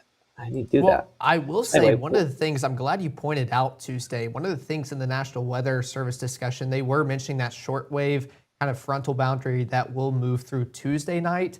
But they were saying because of how dry we are at the surface and for how long, they're just really not that confident on it, making it the precipitation all the way to the surface. So rain chances are still very limited for your Tuesday. But I mean, if there were a day throughout the week where we could see maybe a few sprinkles overnight, again, not meaningful. I mean, there is a possibility, but again, just kind of very limited throughout your Tuesday night. And this shows Wednesday, some chances overhead too. You know, on here, what I depict when I show rainfall is I'm showing rainfall rate. And so even where it has the rainfall rate showing up, it's pretty light variety stuff. That's probably not thunderstorms there. Looking toward Friday, you know, you have another front kind of comes toward us. This doesn't have it necessarily building overhead with maybe some spotty stuff about a week from now. And then you go beyond that and the chances get a lot more. Well, it's that whole butterfly effect by that point in time. This time of year, it gets very difficult to kind of nail things out. But week after next, a little more fuel around, a little more thunderstorm chances there, a possibility. So, yeah, pretty dry for the next week, that's for sure. Not completely zero, but pretty dry. Oh, yeah, very dry and starting to warm back up as well. So that summertime kind of weather pattern, we're finally getting back towards a calmer, much-needed weather pattern here in North Mississippi. Absolutely. Our meteorologist, Caleb Bettelblut, again, continuing to... I don't think he meant to bring it back to me. I think he's coming back. I'm pretty sure he's about to come back, but if not, there we go. I hit the wrong chat button. I hit your chat button, not my chat button. Which no, you're fine. good. Yeah, you did a great job out there. Okay, we'll go back over, and then I think we'll probably wrap things up here in a minute. Again, appreciate y'all from watching us in the Flatwoods there, Burnsville, Boonesville, Soligent, all of you in Macon there as well. And appreciate all of our sponsors like Lee's Storm Shelters there for sponsoring our storm shelter list on our website there. We appreciate them for doing that, and Little's Jewelers, who've been a big proponent of what we're doing, and just so many other folks out there as well. As we look here on Mama Justice Doppler radar, again, one of the groups, Mama Justice, helping us to track these storms kind of moving from northwest to southeast. So from some of those spots we're talking about, such as, you know, Iuka and Burnsville and Fulton and Boonville and Corinth and say Saltillo and Tupelo, the heaviest of this is to the south. We will have some thunderstorms that come in tonight. It's not impossible that these could have some hailstones with them. I am hesitant to put a track on these because these all could just very easily fall apart before then. I mean, look, for example, I want to point out, this is a 1 hour loop up here in northern Benton County. Look how that storm basically doesn't move over the last hour. So if I put a storm track on this, these decent chance these just don't move. I think they probably kick out additional storms ahead. But there's just not a ton of movement on this. These are very slow. So I'm going to track that back there. I'm going to say, oh, I'm overdoing it at 18 miles an hour. But I want to give you a rough earliest possible time. Does that sound? Don't hold me to this times. Shouldn't put these on here. I would have argued at the television station with the consultant on whether or not we put a track on something like this, because it's highly unlikely to be accurate. But yeah, here we go. So this shows, if nothing else changes with this, and these don't pick up any speed, it could be as late as maybe even 9 p.m. before it gets there, 9:30 or so before it gets to Boonville and Iuka and Burnsville about 9:15. So we still have some time there, about 8:20 there for folks up in the Corinth area. This could pick up a little bit of speed, and those could go a little faster for you. So trying to answer that question, not impossible, but no tornadoes out there for those locations or anybody else as far as that's concerned. Our heaviest storms have been down here. I'll give you like one more over on these for our Max South viewers in particular, down here at Decatur to Newton. Checking our discussion with the National Weather Service. Again, those hail reports from earlier, the most recent thing that they have been talking about and watching. Looking at our True Shield hail threat from up in Monroe County, a little too high up there on some of these down south. We'll change it down to the one out of Jackson. Maybe a little bit of hail starting to fall out of these. They've gotten going the last little bit here. Not a ton at this moment. Oops, and I hit the wrong button. Let's bring it back in. Apologize for that. Let's come back in. I was meaning to change my radar site. My component of what was shown there. And so again, coming south here.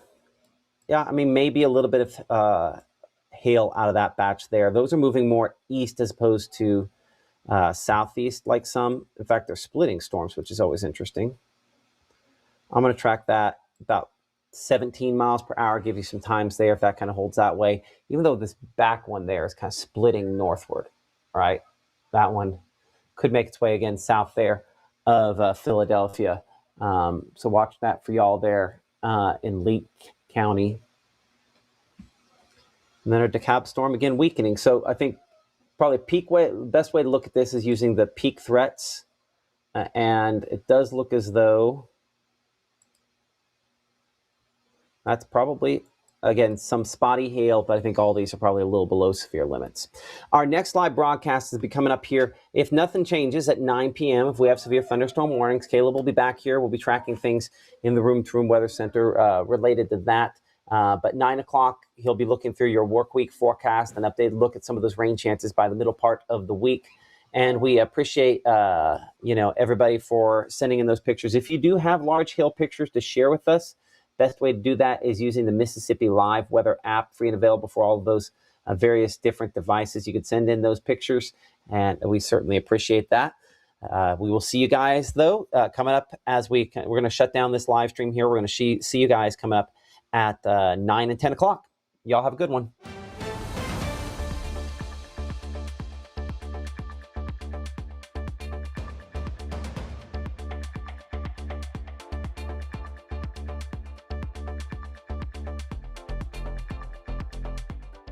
March 24th, 2023 was a normal Friday. We knew the weather was not good, but we needed to take shelter, and we didn't have shelter. My husband and almost 2-year-old daughter, Ethan and Riley, they did lose their lives in the storm. We're still recovering from it. We'll always be recovering from it. Matt Lawpon cares about the community. He's not just there to collect a paycheck. I feel like Matt Lawpon has proven himself trustworthy.